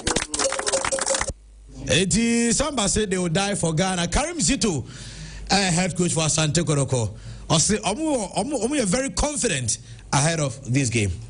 Move to our supporters outside to come and support us through this competition. So we map our strategy. I told them they should assume Become is almost Kwara United.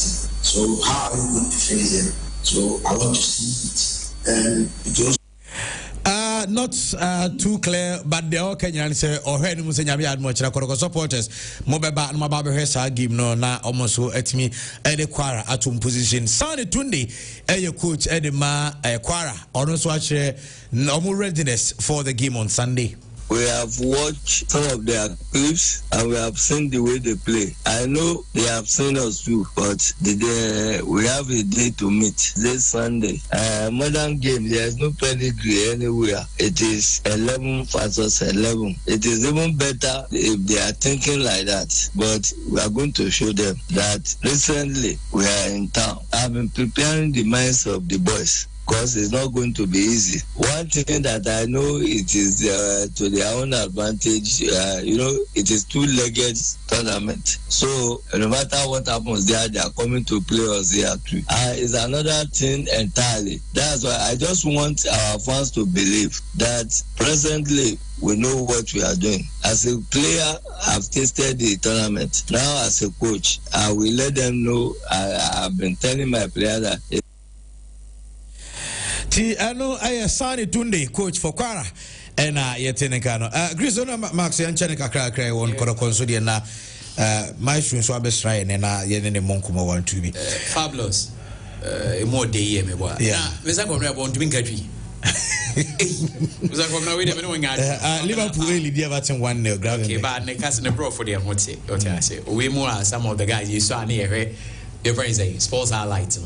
I used to bro for the or by yes rock and wait, Andy, good game for Kotoko and good draw. Also, Makase, but Nigerian teams in the Kotoko, they are Kotoko, with the upper hand over them. Kotoko problem in I not because only say Kotoko, even the time crown or Moje Africa, or winning match or North Africa. It's the fact that they are not going to North Africa is a good thing. It's they need to make it count. Because and this Nigerian team itself is not playing too well in their league form. They could go to me no 2 goals unanswered and even 3 unanswered. I think they will go through even 2 and Krakow will go there and still play because Karim Zito they Dreams FC call group stage. I think they played in Nigeria and some of the African countries. They did fairly well. So I think say Kotoko teams from her. It's good. Don't forget. I think the last time Kotoko call Nigeria and on Bahabi Nigeria team they frames okay. It is only say a 12. And a stop it from going. And no crown, I think Kotoko won here. And a 12 so you are more 83 mile. But also recent time there are certain matches as a Kotoko and money county. I no moon to me money county. To say we Cote d'Ivoire for your beyond okay, it's our game no mokobo. Why was it team no? That be Cote d'Ivoire for ya San Pedro. Okay, in recent after saying no Marco group stage, the following season or two, no San Pedro, ebe yomo, and I could go for also a yomo different. So as any wake up call, but Nigerian teams are there just like the men's senior national team. Now, yes, you are a lot of edge over them. And the second of money counts again. Kodoko Embo, our traditional home, so more Accra, but they need to let it count. So their sports minister kind in Accra, a capacity was great. President's Cup will be a Shatawale Abe performing. Has a Kwaji Cup, Ombeje Cup, no koi. I hope you understand. In the top 4, they played poorly. But of course, Omoko be being in the Super Cup, which is competitive. They won. South Africa, whether or not Chiefs were not playing well, they stayed the euphoria. And the BBA was stadium or Biana A Chiefs, even the numbers are bad, they still stood tall and made sure they brought the cup. If you say they've had a lot of experience, and this season, Ghana teams in a very good preparation because they started their preparations very well. And because of the top 4, the President Cup and the invitational tournaments, no more, but saying I think all the clubs are in shape. It's in Besemu say bet translate into this one. So clearly, with Karim Zito on the dugout, now all the dreams here been there. I'm expecting Zito to continue doing what he's doing, and even league in the best artists and wins so were very brilliant. And he called league in the so they went away. They won their first game of venue for close to 15 years. No moon winning it.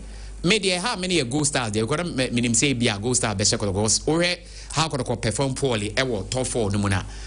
Now goal stars so playing at home. Cap that's all magic league. I could go to me show Monday. We are there. They showed the stuff that they're a big team. And so they have to let it count. And currently, who players be at the glimpses are there. Oh, more but very well. Guy we that method of Olympics by number 10 we the Rasta guy Ima. Yeah. Very good player. Or play be a MP man or penasempo ni bonebo. But now the statistics saying because that close by 50 or so matches, just 1 goal and 1 assist. And ever since the media and the fire, who said the game now Basro born answer doing him.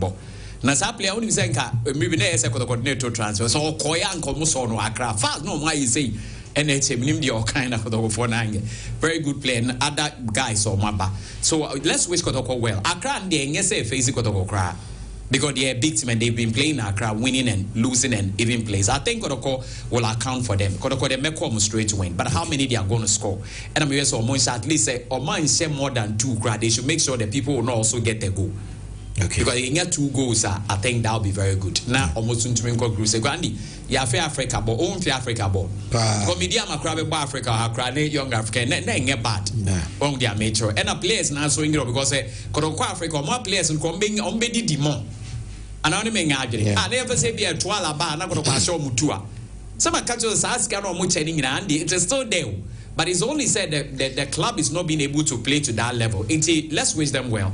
And I hope the house for also support. This time, won't go back again. And I'm remember back again. See any power stadium. Master table, oh, Nipa 2B. I'm not Michelle, you know. Michelle, you know, when your house for me, woman has on my own. I hear about my means, or hear about oh, no. There are some now, Beccajan is on what to go to. Oh, there are some partner Beccajan 50 or no, and Fanco support to go on one basis.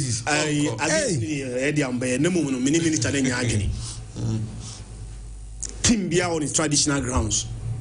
We in our team need free traditional grounds. Echo any other ground Biana. One neutralizing the home advantage. Has Airball CAF Champions League. Near has Ebe Kumasi. Even though they seem to be playing well, Kumasi traditionally Kumasi is not their home. Maybe I Kotoko Ebono. Kumasi is their traditional base.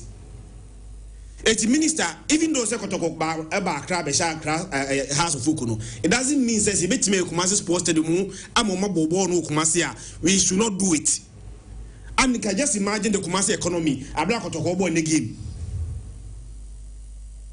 Sa Kumasi economy now, bet me a Kumasi economy. No, we've lost it. And it doesn't matter. Accra na Ebono, Kotoko enya attendance or the comparison ke Bobo no Kumasia. So financially, no, Kotoko is still going to lose. But but next time, let's begin to avoid some of these things. You know, North Africa na Kotoko bekono, ana Ghost as bekono. Obiebo ebo nifi. There is a question. Andy, na skabina mriye te say sports council for Kotoko somebody here park. I have no idea. You have no idea. No. You remember, Mr. Say your moji no one.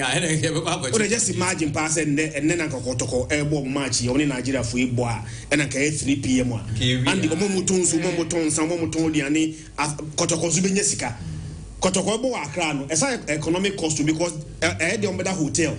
Nina travel experience add up to the cost. So even though Kotoko both, Kotoko airborne matches in our Accra, it means Africa na Kotoko Bono. They are playing all their matches away from home. You take that advantage from them, and say bet me bibi meaning the entire Ghana say your stadiums me no pay. Yet me maintain am ba ko pay go stars e bo Accra Kotoko so bo Accra. We on Legono in that but between Kotokoni Go Stars between them get a tax a bit easier. Get a tax a bit easier. Kotoko boy tia Kwara Andy Ufono be 2024-2025 Nigerian Premier League. Oko Nigeria teams in the League league 20, so they play 38 matches. Kwara at also 14th. Kwara at also 14th or Nigerian League 14th not also no. Or we need only 14 matches out of 38. The real season Kwara out of 18 new players. 18 new players. So any team okay. But my person say any team one status in the pedigree should scare Asante Kotoko. What I say Kotoko bought a big team be like North African teams in the media. It will make sense. Kotoko and qualifier. We can forgive them. Why say Kwara? Next year qualify Africa. Because you're not playing against Kotoko didn't switch on, but the way of your name and and just Udino. What I say, maybe I'm Jane the Makotoko said the last 2 games are Kotoko boy, and the on difficult grounds. Someone said a Golden City Park that 15 years Nakotoko winning game Bechim for the first time in 15 years.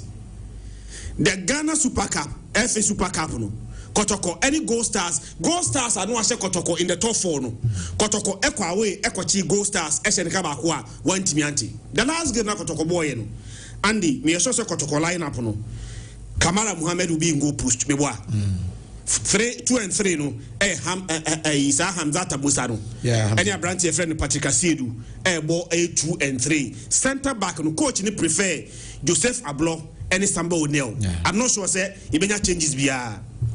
Lord Hilaria Dabo set or say Kojo any Emmanuel Entry Ebobo Central Midfield no and the attack no Walid Neymar Morphine Donzo went in a Kotokoto by Kotokoju Kares Morphine Donzo when Etina Kotokoto by Yehojuma and Albert Amwa more Yana Dinibim Albert Amwa 5 chances no about 4 atuogu no asheba akope Africa no and the unya 4 chances 1 chance bia no and the issue count adeba ko binija say Kotoko last game no win here no say they won from the bench sa Branton a friend no Hubert Jeuno say where lineup no na he is not getting into the lineup meaning that in the event that Kotoko bench play be effective game na Sa Hubert Jeuno and the Onibbo Papa and then Sa Branche Feno Walid Fusenino Sa Walid and Neymar very very fine player.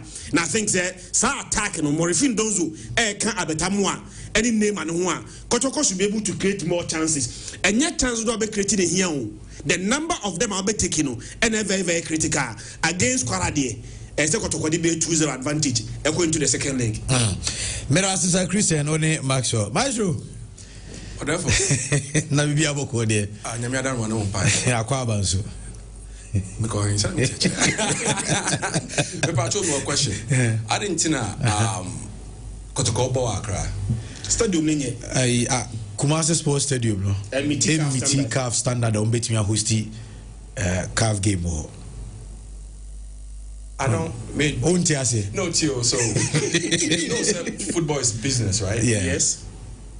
both sports council ne kotokoni FFO ni nyina na FA, right? Yes. Omu piska pa by diska ne iska. Yeah. Right? Yes. One thing that is killing set nipa inconsistency. Right? So see first yeah what the your plan say e be a weekend bia me buy cry me feel say weekend me nyak bo akohe. Yeah. So if you kill that for me, I'm not looking forward for anything. Yeah.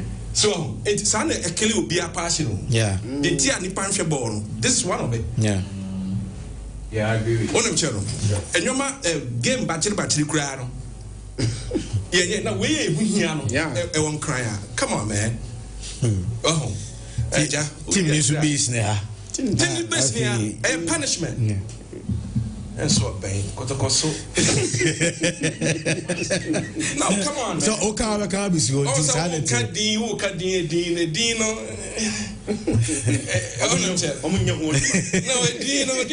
So mene kotoko. Mene kotoko. Mene mistake ma be ti abo match. We be bia o ma se catch off on the off the pure school fees. Who of a fee now think bit. They say who is casting off. So who can the na say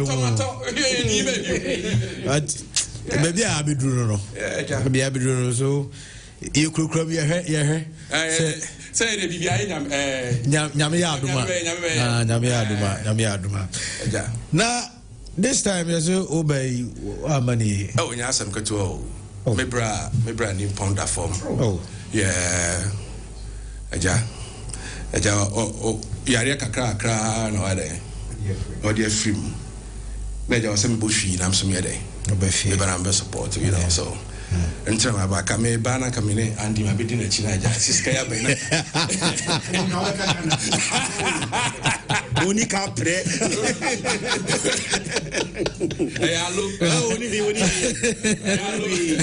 Na oka so obi di machi unim ni achi ko. Na unim ni achi bia o ko me bo unim na mu na che na be wo he na. Aha da bi. Masa ma me nkan wasem che no wo mo bi a de aboa na sama so se mi nyamo. Obi afro. Na see yes you. Ase we dey maintain you. And you to also whisker.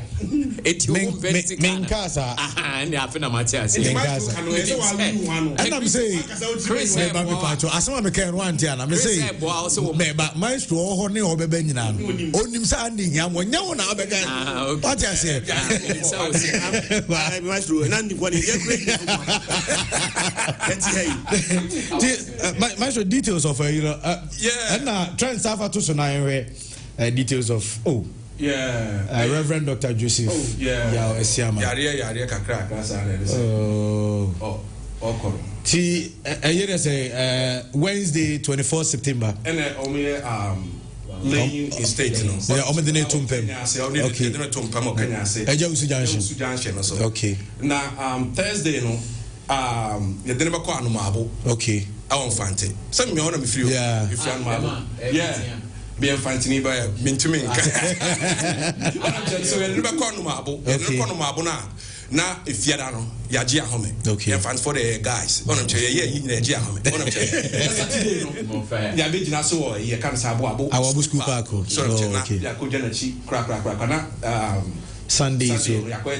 Thanksgiving or House of Faith. He was a pastor. Okay. No, a pastor. Bookroom Estate. Yeah, Bookroom Estate. I don't know a pastor to say, oh yeah, so I don't think I jam by. It's 24 years near Banu. And for so on. Yes, I'm on one to see.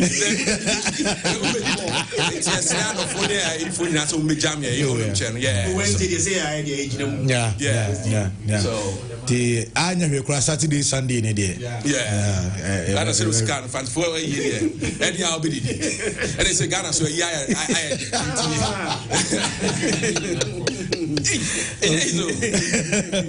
so that's be sure said do one so at unka anope and the intia do abe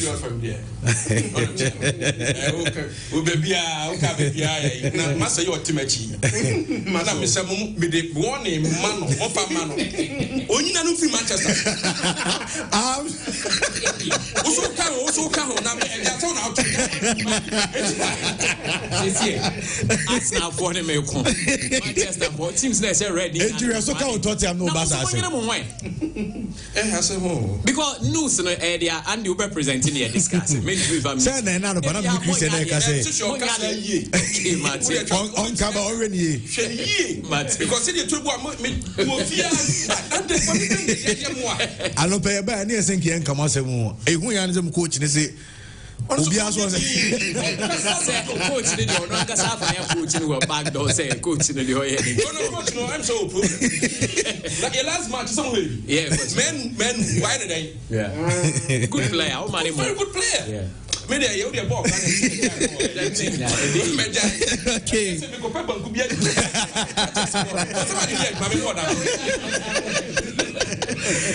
Okay, yen fancy na you know, you make way for ambitious Rabadan. Quick one, happy birthday, Cordia Mark Kelvin Kessie. Uku School or University of Energy and Natural Resources, and happens to your birthday, and I understand say we are a staunch listener of our shows. Yemfa happy birthday, Shrunko and Mauna and Kasanyanko show now on this special day of yours. Have a wonderful birthday today. Yeah, sorry, Akoba, we are telling you it's another weekend. If you are bambering Baba with care, Sabi, there be a mass mameta can say, Emma Kwasubi Kuntunchine. Na wakosere bone fache hu so hwe because ahobambo de enewa na nyankopon ya adoma yensa nso insha. It's a long weekend. Monday is a holiday. To make sure you stay safe na nyankopon ka ye nyina ho. Have a wonderful weekend and stay blessed.